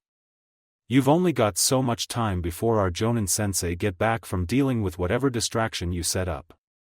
You might be stronger than all of us put together, but you're definitely not strong enough to match an elite Jonan and a regular Jonan on your own, even with Kiribachi in hand," the Jinchuriki asked evenly. "Oh, so you actually know the name of my blade? How very interesting." Chikawa's smirk grew just a bit sharper. "And you are right, if I tried to fight the Smoking Guardian and the Genjutsu Mistress face to face, then I likely wouldn't be able to win. Still, I can deal them quite a painful blow. By getting rid of all of you. Losing their teams will certainly be a nasty blow to their prides and spirits if nothing else, and it certainly won't take too long. Shika, take Ayamne and everyone else," Naruto stated coldly, not taking his eyes off the nuken as he drew out his tanto and assumed a combat position. "I'll cover your retreat. Hurry up and link with our Jonan sensei." "No arguing." Not a bad judgment call there, Boya," the nuken remarked, his smirk growing slightly in amusement. "But really now, do you honestly think that you can fight off a Jonan? All by yourself? You'll die a single swing before you get a chance to move." Behind Naruto, one of his clones poofed out of existence. even as a wave of protests from his teammates and Iam started to rise. What kind of swordsman would I be if I didn't take the opportunity to test myself against something like the shadow swords of the mist? Naruto responded simply. Nara Shikamaru, stop hesitating and go. That finally got the Nara heir to start moving, along with the rest of the genin. I am running off with them reluctantly, leaving Naruto facing off against the jonan on his own. I'm honestly surprised that you didn't even try to just chase after them, the Jinchuriki remarked amicably. Meh. A Nara, an Akimichi, a Yamanaka, a Hyuga, and some random civilian-raised brat. Not all that interesting. I'll have plenty of chances to fight enemies like them in the future. Chikawa answered with a shrug, before he refocused on Naruto and grinned savagely, his grip on his blade shifting. But getting to face down an Uzumaki. None of my clan has had the chance to fight one of yours since we helped wipe out Uzushiogakure. And if the stories the old-timers back home like to tell about your clan are anything close to true, then you'll be a far more interesting fight than all the rest put together. I can always just hunt them down once we finish here, but for now you've got my full attention. I'll try and make it worth your time. Naruto replied dryly. All of his clones were forming up either with or around him as he prepared for the toughest fight of his life. Dealing with a chump like Mizuki was one thing, but a jonan? Hoo boy, he was not going to have good day with this. Well then, shall we begin? Hoshigaki Chikawa asked, a bloodthirsty sneer on his face. Series ends here. Thank you for watching. I hope you enjoyed it. Make sure to like and subscribe, and don't forget to share this video with your friends. Guys, make sure to help the author by visiting the link in the description. This is Fox Sage, and I'm signing off.